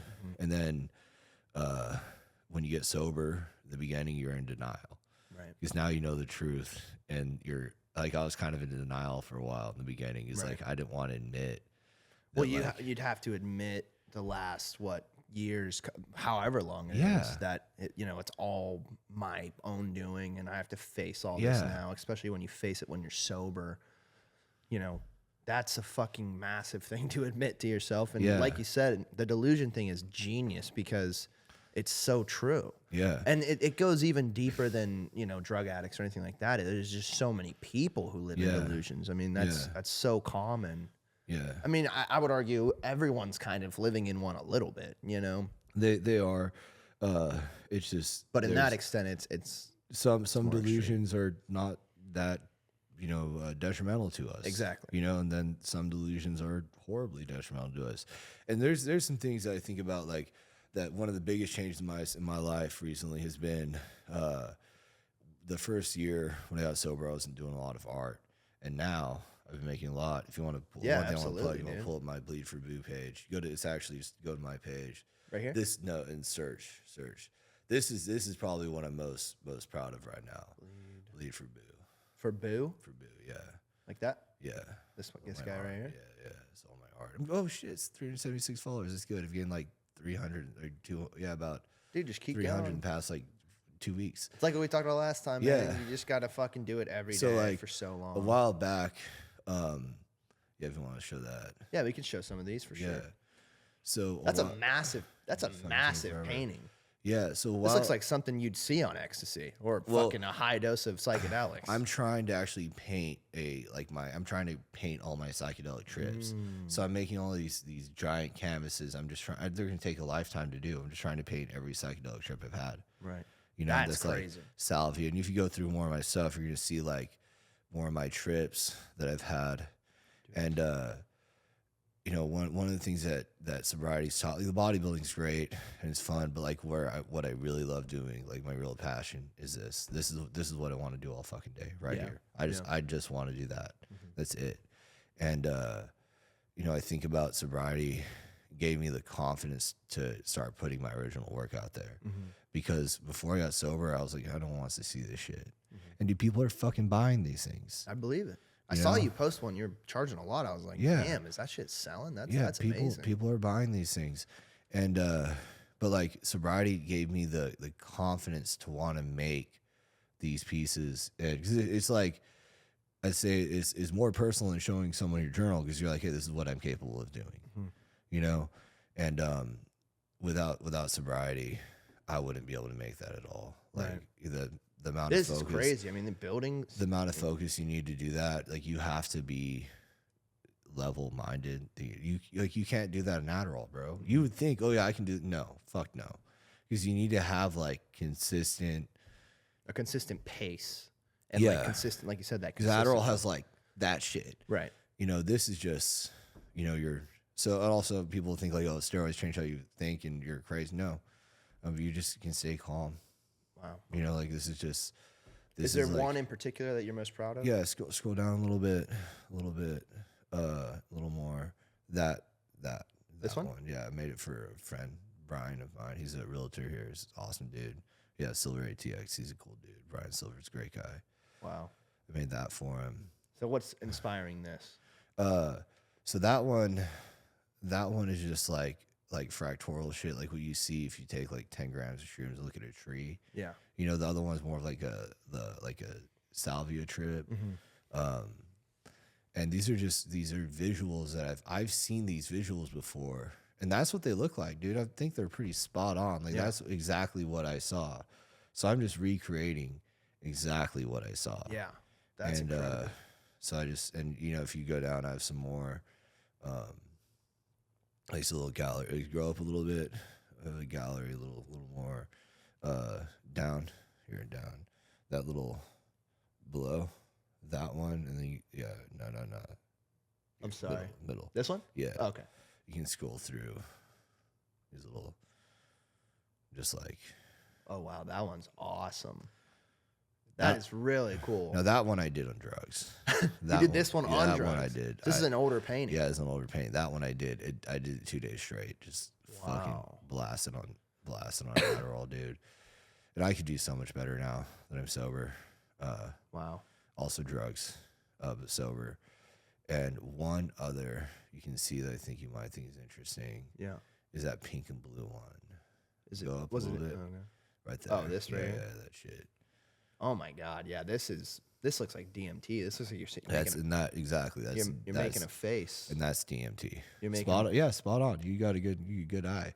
I've never done DMT. I've just looked into it a lot. But like you it's see, I'm trying to like get people to identify like, oh, that's a DMT trip. That's mushrooms. That's fucking whatever. Like that's ketamine. That's this. It's that. Yeah, you can like see the face. Like everyone says you meet a being when you do DMT. Yeah, and like my cities, that shit's supposed to be like ecstasy. Right. You know what I'm saying? The Right. city's Just almost supposed like to be- chaos, like New York. ecstasy, and then I want to do. I've only done ketamine once, so I do want to do a ketamine one. But the thing about like my salvia trip, I've talked about salvia in here before, is you see so many different patterns that I have like 200 patterns I need to make still. Right. Just from one trip, from one Yeah, 5-minute trip. everyone really liked the salvia clip Yeah. I put together One- last time. One 5-minute trip, I have a lifetime of art from it. It's crazy, bro. Like I'm telling you, I have like, if I keep doing this, I'm gonna have like 100 of these things that I still will never gonna have to get one. create. I will never create every image that I saw on that salvia trip. Oh yeah, there's just no way. There's too many. So, you know, not to dive down the war stories like you talked about, but I am interested in DMT. I don't think we really talked about it last time. So DMT. Maybe we did actually a little bit. DMT, like I thought it was interesting. Salvia is the fucking most powerful thing ever. Yeah. But I think I might have ruined my DMT experience because I had a DMT pen and I had a fucking bag of powder I bought for like $300. Oh, I think you did tell me. Yeah, and I was just sitting. I just smoked it for like 2 hours straight out of a bong and a pen, and I was just tripping so hard. I didn't even know I was tripping. Yeah, that's what I was gonna say. I mean, if you kind of ruined it, but so visuals, you have fucking gone. I couldn't like concentrate on what I was seeing. It was just weird. Interesting. Yeah, but salvia and mushrooms, I think those are like that. DMT was interesting, but it was kind of like Almost let down. yeah, because of salvia. I'm telling you, because salvia ruined DMT for me. God damn. You said Joe Rogan's like, oh, DMT. I'm like, it's not that terrifying. It's not that scary. I don't know, man. I've talked to a lot of people who have done DMT. I've heard it's pretty terrifying. That's how scary salvia is. Because like I did 2 hours straight, and I was just like in outer space. Like my TV was doing weird shit. Right. Like my room was very weird. Active. Yeah, my room was very like. But you didn't like, so they call it like DMT land. I mean, from some people call it that. Oh, no, where it's like you break the seal, as some call it, and then it's like you're gone. Yeah, like, no, and people say it definitely feels there. like you were there. I was definitely so there for you know 2 people hours. talk about like going to heaven and meeting beings and being in a different realm of but my brother's done it a lot. He's told me it feels more real than the physical realm. Like it feels more real than what we live in every day. Like that's one way he explained it. That's a good way to explain it. But if you've the thing is, the issue with the salvia was the salvia felt like that, and then DMT was just like stepping into a Kmart that reopened. Interesting. You know what I mean? Like, oh fuck, I've been here before, but they're open again. God damn. And like it was like like it was interesting. Like I was in like fucking DMT land, Right. But I was like, I mean, like this isn't like that bad. That is like, crazy. At least I'm sure there's some other people in DMT land with me because it's like a another dimension. But I saw some other homies from like around the world there, and they're freaking the fuck out. And I was like, dude, just vibe, bro, just chill, like get some coffee or something. You're gonna be all right. And like, but no visual, like any story. A lot of people talk about having a story or like a metamorphosis of some sort. Nothing. If I had a little pen and paper, I could probably draw you exactly what I saw in like 10 minutes. But I'd do it later. Yeah. Or I might draw and just throw it up there. Yeah, you should. At some Fuck it. point. Yeah, a little is DMT's the visuals like so like with salvia the visuals are you're only there for 5 minutes and you see thousands of visuals, but each visual feels like it lasts 20 minutes. Like it's bam and it stays there. Right. But like it's fast, but you don't realize because like time's all weird. DMT, like you can't catch the visual. Like you see the visual before you can recognize it, it's something else. Right. That's what people say. Like before you can notice what It's like something. moving. It's like it's like just it's like kind of imagine you look up and all of a sudden it changes. Right. Like imagine you looked up and that was pink for a second and then it changed. You're like, was that pink? And this blue, was that blue? And that's the visuals are like that. Like you can almost catch them. And I think that's probably why DMT land is so terrifying because you're almost there. The entire time, you're like almost there. And that's probably what's so terrifying is imagine being in a fucking horrible trip where like you're constantly almost there. Oh God. You know what I mean? Yeah. Imagine being on mushrooms and like you're constantly almost tripping. You know what I'm saying? Like the trip's coming, you're like almost there, almost there, almost there, almost there. It's almost like you blast off in shrooms. Yeah. Imagine that, like, imagine edging on shrooms constantly for like. But I did it for like 2 hours. God. That's why I couldn't stop because I was like, why am I not blasting off? Yeah. And I was just like, almost there. I was scared probably at some point, but I just got over it. God. I was like, fuck this. That's crazy. And then I just ran out. I was like, this is fucking lame. And then I just went out and got hammered. So you just like you said you're getting engaged and you are engaged. how important has your relationship with your partner or your fiance been for you and really just throughout your life? And Yeah. maybe you could speak on that, you know, spiritually as well in the regards to like, you know, at this point you probably feel very connected to her. Oh yeah. Well, first of all, she's like the biggest supporter of this for real. So like the if you go back, I wanted to show this for you. So scroll all the way to the bottom, like all the way. So all these little characters made this like voodoo doll thing. I designed a tattoo for her of like a voodoo doll. It said dead white over it, and it was just like his character I made, and she got it. And it was like we first started dating. Then I made that. Someone got a tattoo of that, and we started making all these like characters and stuff. And the reason I bring that up is because having someone in your life that is that supportive of what you're doing, loves what you're doing, is really fucking important.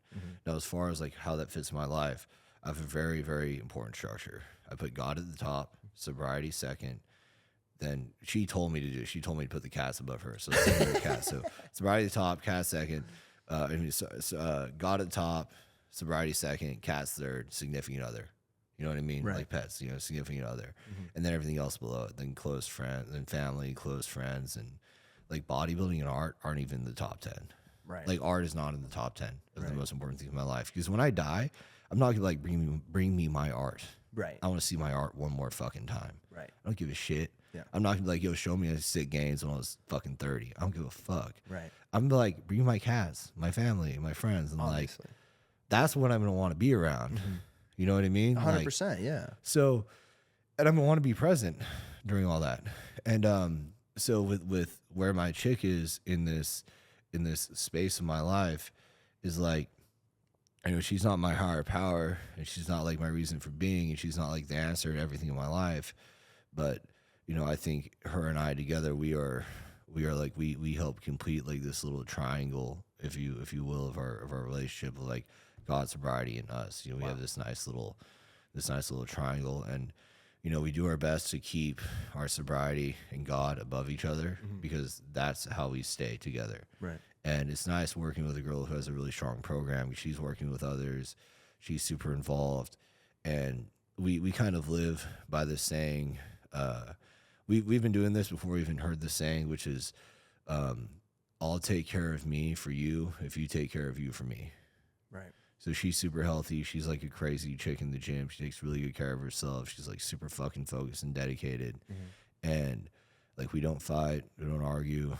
Like, you'll never hear me complain about my relationship. Right. It's one of those things, man. Like, there's like not a whole lot to talk about because it's so good, dude. Yeah. Like, I don't have like, it's just I like get a vibe, dude. Like, we're really fucking happy together, and I love her, and I would think it's, you know, when I get home, I'm not like, fuck, I gotta talk to Lizzie. Right. Fuck, she's coming home. God damn it. I'm never like, you know, a lot of dudes are like, fuck, you deal with my chick. Right. You know? Yeah. It's just, we've chosen, we got to understand that, you know, I don't mean to hurt your feelings, David, but Lizzie's more important than you. Oh, She's more What? important. Yeah, she's more important than this podcast. this is the second time we've been hanging out. You know, and she's more important than this podcast. Of course. And she treats me that way. And it's important to do that because if I start like reorganizing that list, a lot of people will do this like, oh, well, fuck, like this is more important than my partner right now. And then everything else gets fucked up underneath. You know, like, Yeah. just because I'm keeping my bodybuilding as like a priority doesn't mean that it comes before her. It just, so like I tell people, all right, if bodybuilding is not even, I'm not bodybuilding, just being huge. If being huge is not even in my top 10 and I do it the way I do it, imagine how I do my top 3. Yeah.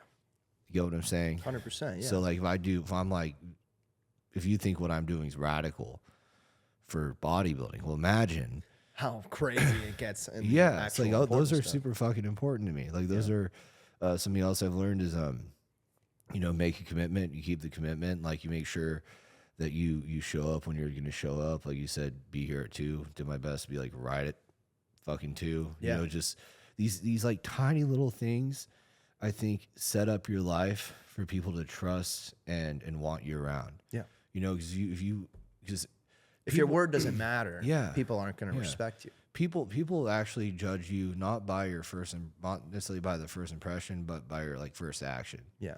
You know, like sure, you look at me, you're gonna think whatever. I'm looking at you and think whatever. Yeah. But like once you start seeing actions, then you're like, okay, well that's the type of person that guy is. You know, they say we don't judge a tree by the leaves it bears, but by the fruit it bears. You know, like a tree with fucking awesome leaves that never produces any fruit is a waste of fucking space. Sure, you just cut down, turn into wood. Yeah.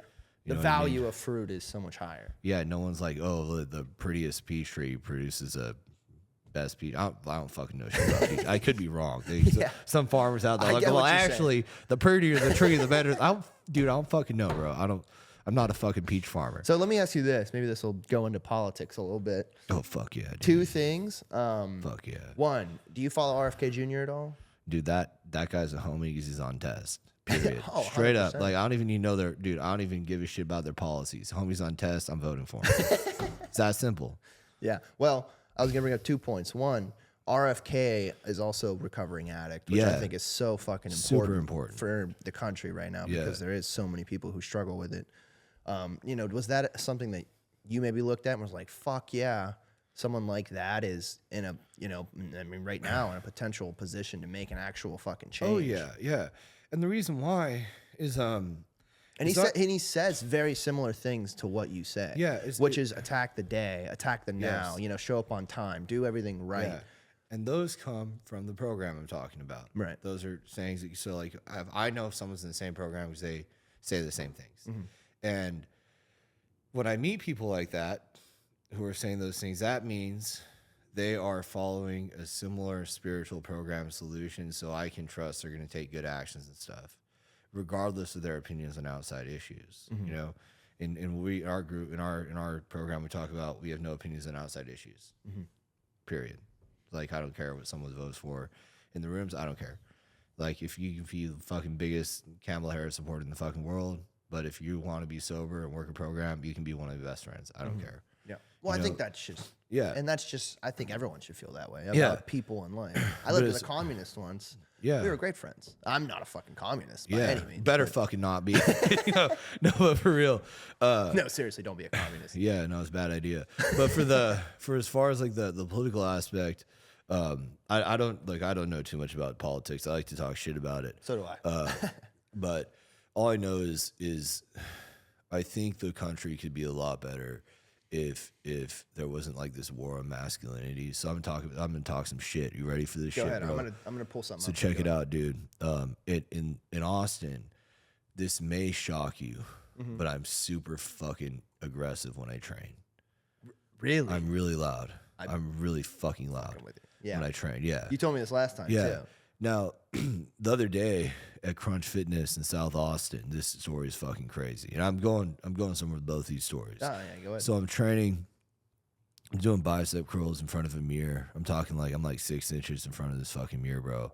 And this woman comes up to me and is like, hey, are you the dude making all the fucking noise? I'm like, yeah, I'm making all the noise, but just minding my own business. And she was like, well, I think it's annoying. I was like, thank you. Please leave me alone. Not going to stop. She kept approaching me. I was like, please leave me alone. Not going to stop.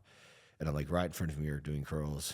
And she starts walking away, and I continue curling, and I make noise again. And she fucking runs and slams me against the mirror as hard as she can. Oh, I'm holding fucking 70 pounds. Yeah. Shattering the fucking mirror. And there's a dude next to me watching the whole thing. And she's like, what the fuck? And her trainer is like, I didn't see anything. And it gets worse, bro. What the fuck? After she does it, her and her trainer continue to train for 30 more fucking minutes, bro. And they don't ask her to leave. Oh my god. And they're like, they fucking see the cameras and stuff, and they're like, do you want to call the cops? I'm like, no fucking shit, I want to call the cops. And then they let her train for 30 more minutes. They left. They didn't tell her to leave. They're like, you can leave if you want, and like all this bullshit. And then I asked some other gyms, like, hey, can you do gyms have the ability to tell people to leave? And they're like, yeah. And I have a fucking recording on my phone where they fucking told me, oh yeah, we would have told her to leave, but we don't have the ability to tell someone to leave our facility. And I was like, all right, dude, are you telling me? So check this out, David. If I were to slam a girl into a mirror as hard as I could, do you think I'd be talking to you right now? Fuck no. Why? And I also think you'd immediately be kicked out of the gym. Why? Because you're a large man. Yeah, obviously. but like this fucking war against masculinity is like, oh well, because I'm a big. And she straight up was like, well, you're a dude. I'm like, so yeah, so you can fucking slam me in a mirror, shatter a mirror, fucking fuck shit up. And then the next day, bro, I'm at Gold's Gym. Fuck Gold Gym. I don't give a shit in camera. Like fuck Gold Gym South. There's a fucking bunch of pussies, bro. And I call the manager some fucking some bad things. Probably shouldn't say in this podcast, but so I called the manager some colorful things. After he came up to me, he was like, we're getting complaints you're being too loud in here. And I was like, we're in Gold's. Look at your fucking shirt. Yeah. Like, look at the commercial. He's like, well, no excessive noise. Pictures on the and wall. He's like, well, we just no excessive noise. I was like, is there a decibel limit? He's like, well, I can hear you in my office. And we got an argument. I was like, well, fuck you guys. I'm leaving. And I was like, dude, I'm not trying to stroke my own ego here, but like, we fucking need people like me. Yeah. Bro, if someone came in that gym acting a fool, I'm the strongest one in there. Mm-hmm. Who the fuck do you want in there? Like, obviously the very petite little woman, because men and women are equal in every regard. Or like, bro, if that motherfucker was in a burning building and he needed to be carried down and he's going to be glad that I'm loud in that fucking gym. Fuck yeah. Bro, these fucking people, they're like, do not respect masculinity. Yeah. And they're like threatened by it. These fucking women are threatened by me. I'm just, dude, the country's fucked because men are afraid to be fucking men. We have these fucking gay ass retreats where these dudes have to go out and like hug each other and yell and shit in the forest. I've seen that, yeah. Bro, I just do that in fucking Lifetime. Right. And Lifetime's fucking sick, by the way. Yeah. Lifetime, I hope they hear this. Lifetime's the best gym in Austin. They're like all about like me training hard. They're really cool. They don't mind me being loud. I'm like really nice to people. They love my training style. I'm like respectful. I don't fuck up the weights. Right. Awesome people there. And it's just the culture is like, they're supportive of that. But yeah, dude, it's fucking crazy, man. This like war against masculinity in this country is so fucked up because like it's this double standard. Oh, she can push me because I'm a dude, but also I can't be a dude. Right. Like where's the fucking line? All right, fine. If you want to push me because I'm a dude, that's cool, but you can't vote now. Yeah. Or yeah, you know what I'm saying? Like, if we're gonna go that way, like, all right, you push me because I'm a dude, but I'm gonna get more fucking rights. Yeah. Yeah, definitely in that regard. Women can vote. I'm just saying, like, we're gonna go that fucking route. Like, well, and this is the thing. I think most women want to be treated like the women were treated in the 50s. Yeah. But also have every single, be told that they are the exact same as men. And the craziest part is, men testosterone levels are dropping. Not mine, dude. Definitely not yours. But men testosterone levels are dropping every fucking year for the last 50 years. You have to ask yourself why. It's obviously the food. It's a lot of different things. Of conspiracies there. But then, now it's like they're inverting gender roles. And it's all these women who are trying to basically just become men. Do you know what all those women have in common? They're fucking gross. Well, they're typically pretty gross. They're never hot. And they're typically super left-leaning and brainwashed. I never see some And I don't mean bad left in bitch. like, put you in a box, but just generally speaking. Yeah. Dude, you never see some bad bitch fucking acting that way. Like, you never see like a girl who's hot. Like, straight up. We all know what that is. We all know what a hot girl looks like. We don't need to, of course, there's, people have preferences, but we all can generally say what a pretty girl looks like. It's never some like chick who's got like a good build. Right. It's usually some bitch who holds her weight up top. Yeah. You know what I'm saying? Like, with like, it's just like hard to look at. She's like mad because guys fucking ignore her. Yeah. I'm like, I'm fucking, and dude, here's the other thing. My body, my choice. Why the fuck do you choose to be that way? Yeah. Why would you choose that? Well, they choose it, man. Why would you choose that? A lot of people choose that. A fucking bad choice. A lot of men choose it too. Like you Bad said, choice. here's the thing, and this kind of goes into the sobriety thing too. You have to think about men, and you're saying, the attack on masculinity, but it's the men's responsibility to take control of their fucking life. It is. I think a big problem is, and they're too scared to do so because it's like being called racist, where they don't want to be labeled as a negative thing in any regard. And this is probably gonna make some people mad. Go ahead. I fucking hope it does. I hope that this one takes off. Which is the reason this shit's out of control is because men have let women get out of control. You gotta understand, the people who gave women the right to vote are men. Straight up. Like, I don't think there's anything wrong with women voting, because like there are some very intelligent women out there. Like, dude, my chick has read like all of Nietzsche. Dude, she's way fucking smarter than My I am. girlfriend's very intelligent. Remember, too. but like we gotta understand, a lot of these things come from men setting down the law and shit like that.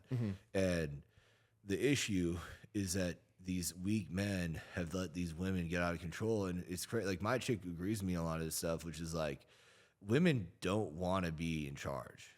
They don't. Like, most in the estrogen, like, don't want to be in charge. They want to be led.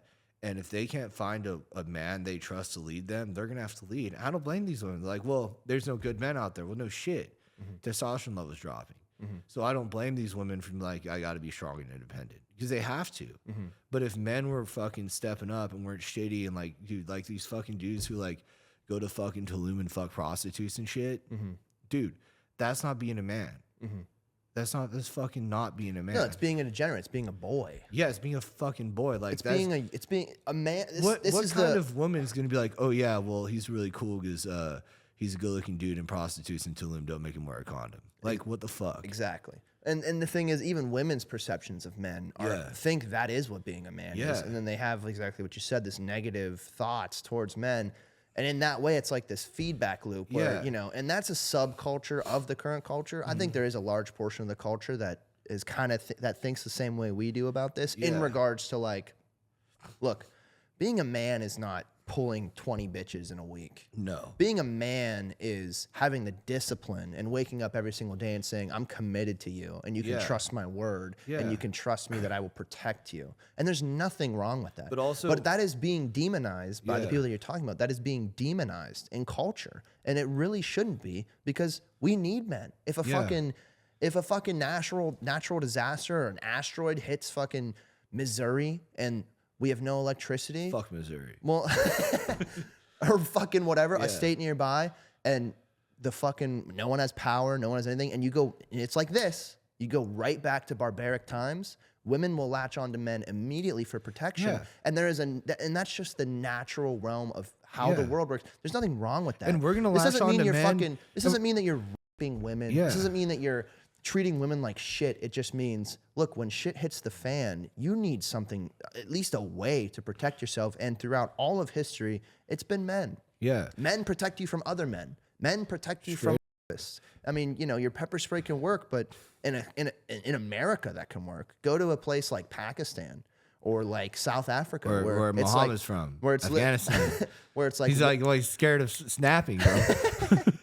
Where like 1 in 3 women are literally raped. You know, traditional rape, because that's their culture. Traditional rape. What is untraditional rape you speak of? Well, I mean, traditional rape is just that culture, right? Yeah. Women have way less say. I was untraditionally raped in this.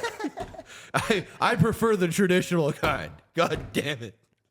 Be a gentleman. Well, I'm saying, like, here's the thing. There's like I would argue there is a difference between traditional like rape and modern rape. Like modern rape is I got blacked out at a party and dudes fucked me, and that's horrible, and that is rape. But traditional rape, what I'm talking about is like, I'm gonna take you no matter what the fuck you do right now. No one's gonna stop me. I'm the biggest dude in this, you know, tribe, and I'm gonna fucking rape you. That's definitely traditional. You know what I mean? That's the traditional rape. Traditional. The modern rape is, you know, this postmodern rape stuff. It's kind of like when you drive around and see these houses. I'm like, that's just like postmodern rape, man. Yeah, you know, it's real bad. It's real bad. Yeah. But anyway, I mean, I think the RFK is so influential. What do you think about the Trump assassination? Well, I want to say a few more things about the male. This is important. We also got to remember, men are going to latch on to women too for certain things. 100%. As well, like nurturing and caring and stuff like that. Like, I latch on to my chick for certain things. So do I. It's a symbiotic relationship. It's and you have to be a man, and you have to allow being a man in order for that to happen. If you're just a soy boy who's going to listen to whatever the woman you're with says, and you're going to agree with whatever she says all the time, it's not being a man. And it's not having a spine. You said something really interesting. I think this is probably why that girl pushed me at the gym, is because she saw me and assumed I was like those dudes. She just assumed, because like there's this fucked up culture of this like idea of what being a man is being like jacked and pulling bitches, you know, that's not a happy way to live. I think what's the thing about like being an incel is involuntary. You know, we'll get to the Trump assassination, but I think and it leads into that. Is very important. I hate sounding like one of those fucking gay ass like alpha podcast things where they're like you know, you see like the thing is like the wolf that walks in the back is like that fucking gay shit. You know what I'm talking about? Like, I hate that stuff. Like, a lion doesn't say sorry for whatever, some fucking gay shit like that. But for real, you know, when fuck, dude, God, it did too many You're good. Fucking, you were talking about the girl pushing you in the gym. Oh yeah, yeah. And you're talking about why she did it and why you think she did it. Yeah, She thought you were like one of those guys. Yeah, because she thought I was one of those dudes, and it's just like one of those things, bro. If men knew what the actual what it really meant to be a man, like being an incel, like having choice. Yeah. You know, it only like if you wake up and you choose to be faithful, that's totally different from you have no choice to be faithful. Mm-hmm. You know, like I wake up and I choose to be faithful towards my girl. Mm-hmm. I choose to not go to Tulum and fuck prostitutes. I choose not to meet other women at the gym. I choose not to do these things.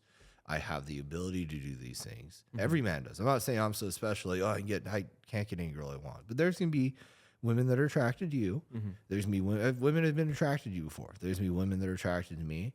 And I have the responsibility to not go out and engage. Just like my woman has a responsibility to not go out and engage men that are attracted to her. Exactly. And it only matters if I have the ability to. Mm-hmm. So like being really strong, having the ability to go around and hurting people and choosing not to is very different from not being able to. Exactly, yeah. You know, so for the Trump assassination, for example, you know, it's like these things are crazy because like the person who did it looked, you know, like total incel. Yeah. Yeah. And like that whole fucking thing is just I'm such a conspiracy theorist. Like, oh yeah, me too. I only have like sobriety's changed a lot of things in my life. Like I only have so much space for things going on. Like I'm just trying to take a syringe of steroids a day and make art. Right. Those are my priorities. 100%. There's a guy named Jim Rohn. He's a guy who turned Anthony Robbins into Tony Robbins. Mm-hmm. Jim Rohn's like one of those original motivational speakers, and he's just something really interesting. He says he was talking to some oil executives one time in the 70s, and they said, Jim, we have to know, what are the 80s going to be like?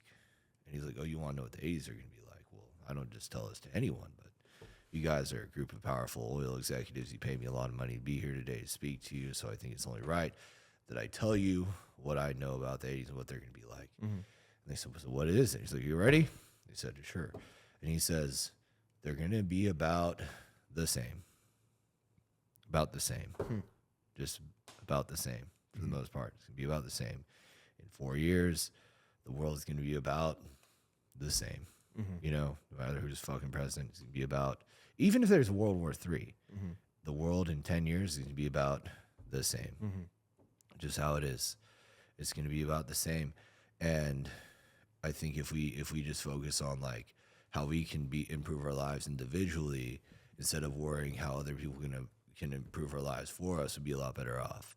You know, like instead of waiting for, like Jim Rohn talks about all the time, like, oh, well, if these fucking Democrats would just get out of power, I'd be all right. If these Republicans get in power, I'd be all right. If these Republicans leave in power, I'll be okay. If they bring down the taxes, I'll be all right. If they do this, I'll be okay. Instead of like, what could I do to change? You know, it's like Donald Trump getting shot or not has nothing to do with me getting huge, right, making art. Right. It has nothing to do with that. Now, it might make it a little harder to get steroids if he becomes president, which is kind of annoying, but that depends on like, there's two things to that. Like, it might make it harder to get online, but it'll make it easier to use Bitcoin. And if Kamala becomes president, steroids would be easier to get, but the price is going to go up and it's going to be harder to use Bitcoin. Yeah. So like that's something that affects me directly, regardless of what you think about these people. So that's like my man's like how easy is it to get steroids? Right. You know what I mean? Yeah. And then there's just like what I think about this whole thing, you know, the conspiracy side of things. Like I think Kamala is part of the same machine that George Bush, Obama, and all of them were. And Trump is not really. Exactly. You know, maybe a slightly has to play into the game a little bit. Yeah, because he's a billionaire. He lives a different life than I do. You know, they're going to, but like. And I think that's what people get wrong about politics right now. At least people who maybe aren't, you know, taking a lot of their free time to pay attention. I love paying attention. It's just a good hobby of mine. I just enjoy it. I enjoy. I mean, right now it's fucking annoying. There's so much propaganda that I'm like, I already know who I'm voting for. Like, get me the fuck out of here. Like, But like 3 months ago, it was very interesting to see how it changes because, I mean, you basically watched one man take over an entire political party. Oh, and yeah. you watch when RFK runs, and you can't do it as an independent. They stacked all the cards against it so that it's not possible.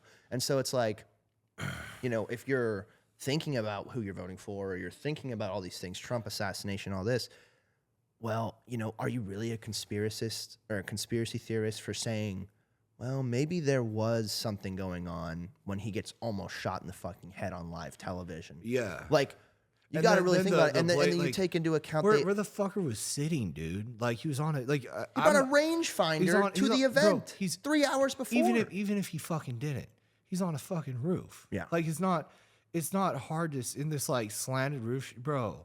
Dude, I've seen fucking people on roofing get on roofs with fucking tennis shoes. I fucking did it. I did Christmas lights, bro, and you would get on the slopiest roofs. The highest trained people in the world. They're not like, oh, I can't get on there. I don't want someone fucking working. He's like, I'm afraid to get on a slant. Well, and dude, and you get no answers about You anything. don't hear Marines like, oh, I couldn't take that shot because I had to get on a slant. Exactly. And the roof's not even fucking sloped. Who gives a fuck? Even if it was, but like it's literally not. And so it's like, holy shit, man. The amount of answers we've gotten are none. We got the gun. That's it. We don't know anything about this kid. They didn't have silverware in his fucking house. No. It's not being a conspiracy theorist thinking, hey, maybe there's some questions. You do have to be an idiot to be blind. Exactly. You do have to be like, there's a point where I think it goes into the thing you were talking about earlier, the delusion of people. Well, people don't want to see it. Like, when you're locked they don't want to accept it. When you're locked into a certain idea, like that's your shit. You don't want to see anything else. Like that's just how it is. You don't fucking so much ADD. You don't want to see dude in recovery. Mm-hmm. People who have who are like really addicted to shit, they don't want to see the truth. Yeah. I'm telling you, bro, like it's so crazy. Like even like we talk about like people, there's another program where people go to it if they have a loved one who suffers from alcoholism. And in that program, a lot of the times the wives and the husbands both, or close friends, family, they refuse to see the truth. I'm talking to the point where I've heard stories where someone comes home and they see like this one's fucked up. So this girl comes home and this dude's like has a history of like fucking trannies or something, and she comes. It's a long story, and she comes home and she sees fucking baggies, spoons, insulin needles, and dildos everywhere, and she believed for a short time that it was a truth that he said those dildos were for her, and the baggies were pre-workout. Oh my. I'm telling you, like, now she's like, she's a great girl. I don't want to tell any people who these people are. Yeah. No, I'm not giving you any sort of like, it could be anyone. Of course. I'm not giving you any sort of like defining characteristics of these people at all. And I won't even say when it happened like fucking years ago. Yeah. But this is an old fucking story, by the way. And I did found out about the story like later after I got sober. But it's just an example of like, she realized years later that it was not, but at that time she refused to see. I've seen talking people like shooting heroin in front of someone. They just like, no, he wasn't. They can't, like when you're deep in delusion, you can't see the truth, even if you're peeled eyes, like forced to look at it. Right. It's like the brain will refuse to accept it. Which is crazy. Yeah. And I don't want to get into like actually I don't give a fuck what we get into, but like with normal people, like I don't like getting into here. I get into all of it. Yeah. But normal people, like I try not to get into the whole like how you should vote or who you should vote for, this kind of that shit. But because I realize if someone says they're about something, I'm never going to change that opinion. Yeah. So I'm just going to enjoy being around them and just like let them have their thought. 100%. And they'll come to that opinion on their own if they ever do. Yeah. But it's not my responsibility to bring it to them. I can just be the example. Yeah. You know what I'm saying? Exactly. Yeah. And it's kind of annoying where when you see these things that are like blatantly obvious, I think one of the worst thing that I think people need to make more of a deal about, more than the Trump assassination, was when Kamala was like, this is the first time in history that we've had no troops in any active war zone in the world. And then the video shows the guys in the fucking barracks. Did you see that video? Yeah. And like, where the fuck are we then? Dude, the fact she said that, the commander-in-chief said that, like, dude, the commander-in-chief, that's the main point of the president is to roll the fucking army. Yeah. period. Not like have a fucking political opinion. Right. Rule the fucking army. And if you don't know that we have people in war zones, that's not good. So disrespectful to anyone who's in the military. Like, what the fuck? But the thing is she can get away with saying anything. Yeah, and people are like, oh my God, Kamala, she's like such a woman of color. That's that media programming. Like, people talk about alternative media growing, but it's, obviously it has, and it's been done good for the world, in my opinion, but there's still so much control in the mainstream that if that's the only thing you watch, I know people who only watch BBC. And it's like, if that's the only thing you're seeing. Which BBC? Which one? The category or the we know TV which show? one. We know which one. We know which one maybe you were watching. The category of the TV show. God damn it. Oh, we're talking about the one on cable. Okay, got it. But if that's the only thing you watch, then you see a headline that's like, I saw a headline recently that was like, and this is where it's so funny that you could be called a conspiracy theorist for questioning the Trump assassination. Yeah. And BBC runs an article that's like, my dad thought the Trump assassination, or my dad voted for Trump and my mom voted for Biden. Both think the assassination was staged. Yeah. Like, that's the only headline.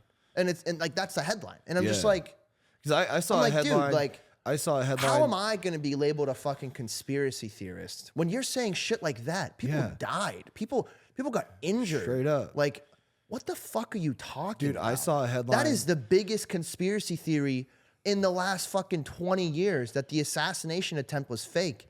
Like, you're going to sit there and have the audacity to say that fucking I am a conspiracy theorist for asking a couple questions about it? Trump's a racist, bro. Oh my God. Did you know that? He's a racist. So that's the thing. I'll get worked up about it. I like talking about it, but I also understand when people don't like talking about it. I don't push on anyone, but dude, it's just like, I mean, Jesus, man. Yeah, and I think the double standard for the way you can think in the world is so apparent. It's never been more apparent than right now. Because last election, it was COVID. You were a conspiracy theorist if you said it came from a lab. They were knocking people off YouTube, off Twitter, every social media platform for even saying it could have came from the Wuhan lab. And now Kamala's in the debate with Trump saying it came from the lab.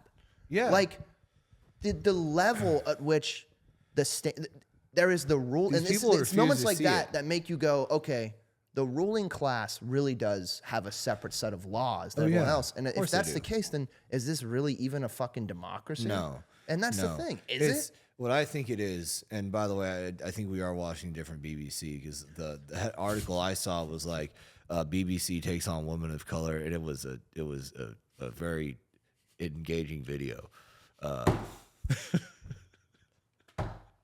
It had nothing to do with the debate. BBC decimates woman of color. Yeah, it had nothing to do. I was like, she looked nothing like Kamala Harris, bro. BBC does permanent long-term damage to lots of women. Yeah, but no, the woman of color, she did a little better than the one when it said the BBC came after a Caucasian woman in late teens. 18-year-old takes on BBC. Anyway, Jesus fuck. In heated debate. Jesus fuck. Heated debate. What has this turned into? Let's just talk about porn. Fuck it. Heated debate. Yeah, no, dude, straight up, it's fucking crazy, man. The this denial. Yeah. Just blatant fucking. Now it's not even just denial, bro. It really, it really is. Fucking denial, bro. Like this shit that, like, I know it's sad that people have to just ignore the fact that she's saying, yeah, it came in a lab. Came from a lab. Well, and it's just the double standard, but it takes you back to kind of what you were saying earlier, which is, all you can really do is, like you said, bodybuild. Well, for you, it's God, which I would love to dive into that for just a couple minutes. Yeah. Your relationships, any other hobbies, whatever. I don't remember exactly what you said, but that's what really matters. What matters is the people that affect you every day. Like, you can get, and there's so many people, especially when they first get into politics, they get completely, I was one of those people in high school, I was completely absorbed by it. And it was honestly, it was just unhealthy, Yeah. It just wasn't good. And like you said, at the end of the day, nothing really changes. I mean, things change. I'm big into Bitcoin. I think the current, economic standing's fucked. Oh yeah. And I believe in hard money, but that's because I do think that, you know, there's potential for mass, you know, hyperinflation. It happens all around the world. Yeah. But like, so pay attention to stuff like that. I think it's good to be informed, but you can't make it your life. What matters is, like you said, your fucking girlfriend, your fucking cats, your mom, your dad, your fucking family, their friends. Like, and I think if you make sure they're good and you're good, you're going to live a happy life. It doesn't matter if who gets everyone did elected. that, dude. If everyone did that in the world, think about like how different the country would be. It'd be a lot different. You know, if everyone had those, like, it would just we just vote different. You know, I don't know what political opinions would be, but maybe we'd have different candidates in general. You know, like it would just be a different system. It'd just be a different vibe. Like, you know, we would just want different things. We get along. There would be. It's kind of one of those. I think it's really interesting. Like the hot take, dude. You know, in Austin, for example, let's say you're working somewhere and you're a diehard Trump supporter, and someone comes in wearing a Biden shirt. You're gonna be respectful. You're gonna be nice to him. You're gonna treat him well. 100%. But if I wear a Trump shirt and they're a Biden supporter, they're gonna be like, you're fucking racist. Exactly. Like I'm not gonna go around. And they'll engage immediately. And Yeah, they'll call you a whole bunch of names. Yeah, I don't call someone wearing a Biden shirt all the things I can call them, except for the Gold Gym manager. That guy. I was not kind, but you know, I was really I was laid into him. I was a little heated. But anyway, I mean, he pushed me to, like, we kind of had it in private. Yeah. But I didn't make a scene. We talked in private about it. But I wasn't like in the middle of the gym, like we had like a wind room. It doesn't matter. But you know what I'm saying? Like, I still try respectful. to be mature about it. Yeah. And the thing is, like, it's weird. Like, we can't. It's like nowadays, it's dangerous to have opinions. Like, why the fuck? It's not true. It's dangerous to have a certain set of opinions. Yeah. It's not dangerous to have opinions if the opinions align with the current, you know, ruling class. If you have those opinions, you'll get rewarded left and right. That's fine. Yeah. They'll gladly, you know, welcome you anywhere. I think some of my Instagram shadow banned and shit, bro. Like, if you see some of my share counts, like, just go to the videos. Like, click the D-ball one. Just see my share count. Which one is it? The second, not that one. Do two others. Yeah, click it. Click how many shares it's gotten. Or you got to go from your phone. You'll show the share count. Here, let me just pull it up on my phone. Yeah. Just so You're going to see these videos of like 44, 85, whatever, like shares that people have like 100,000 followers and shit get. Right. Because I'm talking about like real shit. Instagram's like doesn't. It's real, dude. I mean, I feel it with the, You know what I mean? with YouTube as well. Like, And look at all my shit. Bunch of comments. Like, you fucking go to all of them. People comment, talking shit constantly on all my videos. Right. And like with some of those videos, they get shared as much as they get liked. Right. And Which makes no sense. yeah. And that's just because, but like Instagram, they're so fucking woke. They see the message I'm putting out there, and my message is toxic masculinity. Yeah. Straight up. Well, to them. Yeah. To them. But like if I was like promoting some fucking gay shit, you know, like they'd be like, and I love the gays, by the way. Like, I have a lot of gay friends. I don't give a fuck what your choice is, but you know what I mean by gay shit. 100%. Like when you're just promoting, when you're promoting the opposite of what I'm promoting, they're like, oh yeah, great.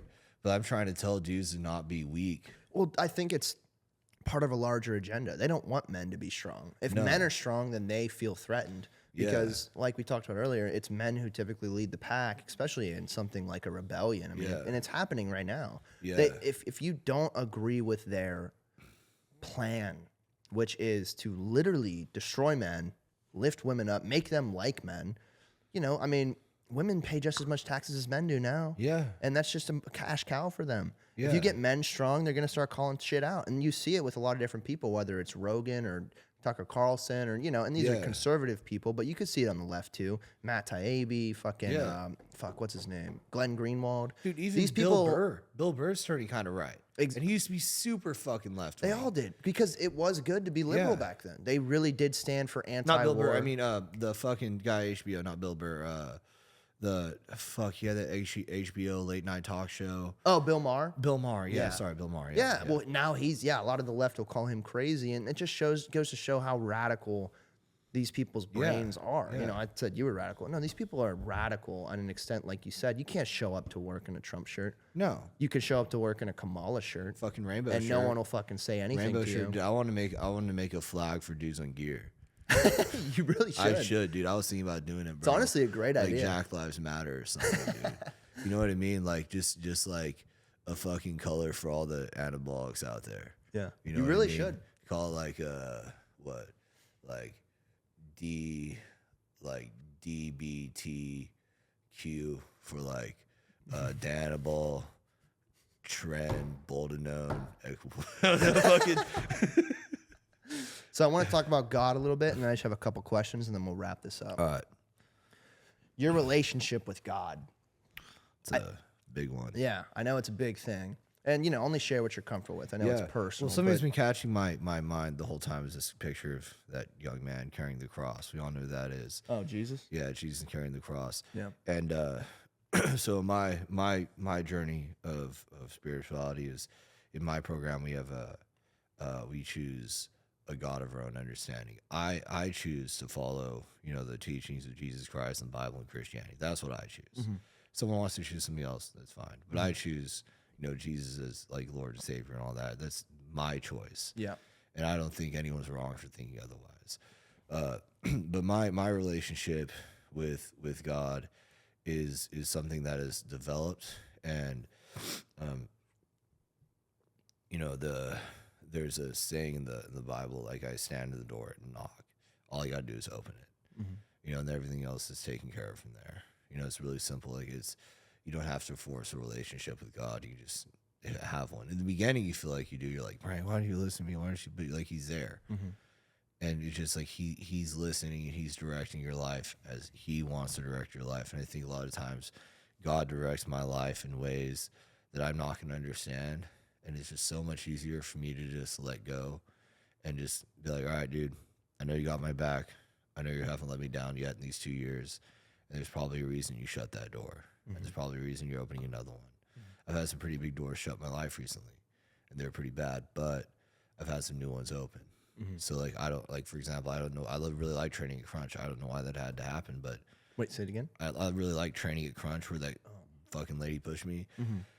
I liked everyone there, working out there, but I don't go there anymore. And maybe God needed me to start training at Lifetime instead. Mm-hmm. Maybe he needed, like, you couldn't train at Gold. So, like, the only gym I can train at in South Austin is, which I love training there, but maybe, like, he's like, I have to force him to be there. Mm-hmm. And I could sit there and fight and try to make all these other things happen.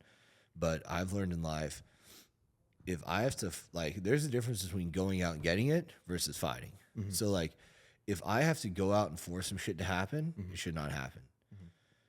But if I just do it and it happens, that's different. So, like, what do you mean by that? Well, say training, for example. I have to fight to make myself grow, but I'm responsible for that. I'm not fighting anyone else. I'm fighting myself to get there. Mm-hmm. So that is okay, fighting yourself to get somewhere. But if I had to fight you every day, not physically, but like, fight with you every day for me to grow, it's not for me, man. Mm-hmm. God's like, dude, stop fighting that shit. Like, stop. You shouldn't train at Crunch. Don't fucking go there and try to make it happen for yourself. Yeah. Like, goddamn, this is where it's at. Now, how has it changed? Because obviously, when you were going through that addiction when you were going, there was no God. That's what I was going to say. I believed no God. I was an atheist. Richard Dawkins, George Carlin. Right. People who believed in God were insipid, stupid. Just naive, superficial. Yeah.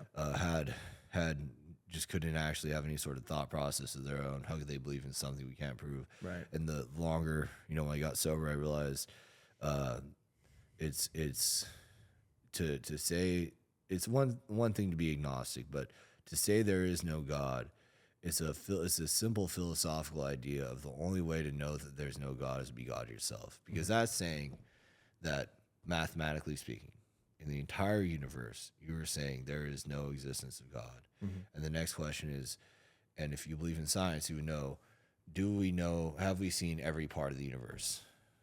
The answer is no. Have we measured every part of the universe? No. And therefore, is there a possibility that there could be a higher power out there that is more powerful than you? That possibility is yes. But to say that there is not, well, dude, that means you know everything. Exactly. And if you know everything, you're God. Mm-hmm. So it's just like... Makes total sense. So at least agnostic, there's hope. But atheists, like that's where I was. I would argue most kids go through that phase. Yeah. Some people never get out of it, but Yeah. a lot of, I mean, I've gone through, a lot of all my friends have gone through it, you know, where you question everything. I think that's just a part of living in the information age that we're in. Yeah. And so many people I know don't get back on track in regards to, you know, finding a spiritual connection to God. I have in my life because of basically everything you just said. Yeah. You know, how can you be certain of anything? Certainty is like being God in the theory of whatever you consider God is, which I mean, personally, I consider God to be something outside, just whatever it is that is ununderstandable. And you know, that could be little things that you don't understand, but that's also the grand scheme of everything. You're not meant to understand God. Yeah. God is something so massive, the creator of everything. The idea that you just wake up and go, no, I get that. No, you don't. Yeah. No one gets that. And anyone who is acting like they do is typically wrong. But like the idea, you know, it comes with like you said, atheists. They want everything particular, right? They want to make sense of everything. Everything makes sense. Everything is objective. Everything is logical, or maybe everything's subjective. Nothing makes sense because they'll think that way too.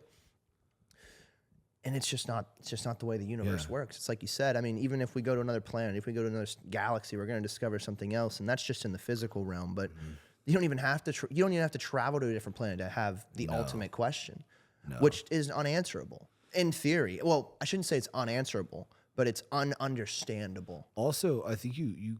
So you put faith in it, and that's why your faith is the most important thing, because your faith is actually what drives you. Yeah. It's not your you know, thoughts. It's your belief. You know, faith is an interesting thing. There's a guy named I forgot he's a preacher. Bill, I can't believe I forgot his name. Let me pull it up. This is important. you're good. I want to pull up his but name. yeah, man, I think people just come to a misunderstanding and they lose that connection because, you know, we have science and science says they know everything. Billy Graham. Billy Graham. I don't know. So he's like one of the OG like big preachers. Billy Graham, Southern dude, and Billy Graham has a lot of interesting things to say about God and faith. He's this sermon where he just says, like, you know, we have faith that the stage is going to hold us up. We have faith that they designed the roads correctly. We have faith this table's going to be like, we didn't see it happen. We don't know who made it, but we have faith it was done well. And I think the difference between having the type of faith that someone who's uncertain has and then the faith that I'm trying to have, or I do have, and this is something that a lot of people, if you're not, you know, connected, is going to be hard to understand, but like, I don't have faith that there's God. I know that there's God because I've seen evidence of God in my life.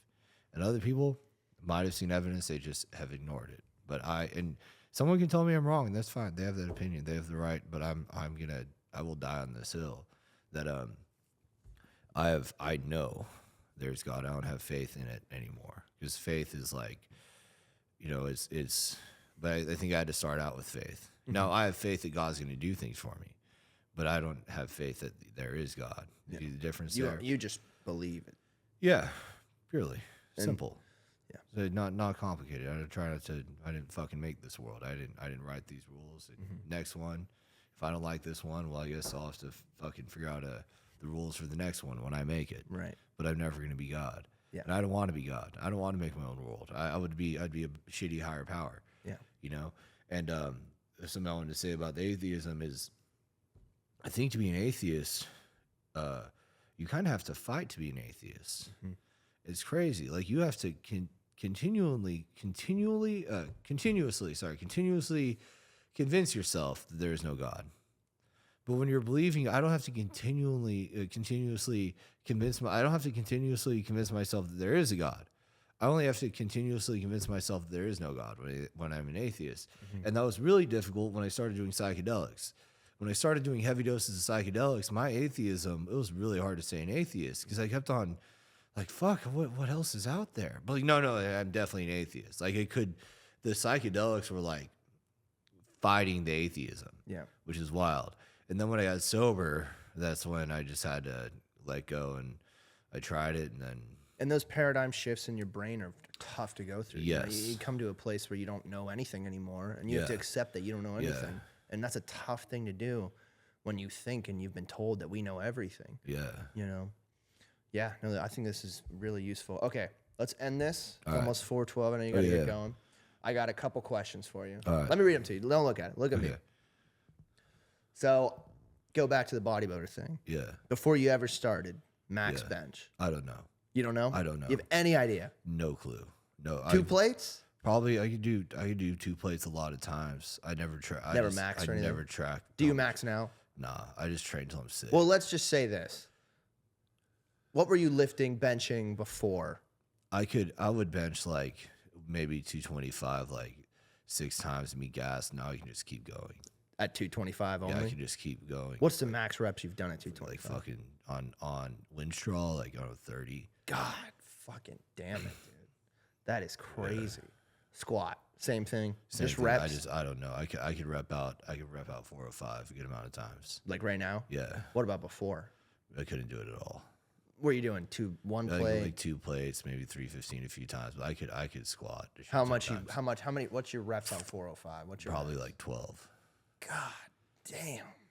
Deadlift? You deadlift? I don't deadlift, but I can rep out 405 like 25 times Jesus fuck. for sure. And before probably just like 225 or I can probably do like 425 like 3 or 4. Jesus fuck. And then I was just gonna ask you your most insane lift. Most insane lift. I think I can do videos of I can do lateral raises with like 75, like this shit. Oh my Like the strongest. I don't know why. I'm like really strong fucking lateral raises. damn. That is Yeah. fucking crazy. Yeah. My lateral raise is fucking Well, it makes insane. sense. At least 'Cause you're getting I'm your like money's really worth. thick this way. Yeah. You know what I mean? Like In your trunk- shoulders. Yeah, trunk wise, like kind of like Yeah. right here. Damn, bro. That's pretty fucking wild. yeah. Well, man, I think we should probably wrap it up. Sweet. Samuel. Sam or Samuel? Whatever the fuck. Samuel Showery. That's his Instagram. Anything else you want to plug? Bleed for Boo. You go to my art. Bleed for Bodybuilding's Boo. great, but dude, my art, fucking this is what I bleed for, dude. Bleed for Boo. Bleed for Boo. This is his page. Bleed for my Boo. That's art. the whole thing. His Love art. website's right here. Yeah. You can buy. I'm gonna put some. He's gonna put some products up. Yeah, I have some. It's a pretty I have all website. this- Yeah. It's just like it's super emo. Fuck yeah, dude. Yeah. Well, man, I think that's it. Hell yeah, dude. This was fucking awesome. It was, dude. It was dope. We'll do it It was dope. again. Hell yeah. You'll come back Amazing. again. Take steroids, all of them. All right, man. Bye, everyone. Sweet.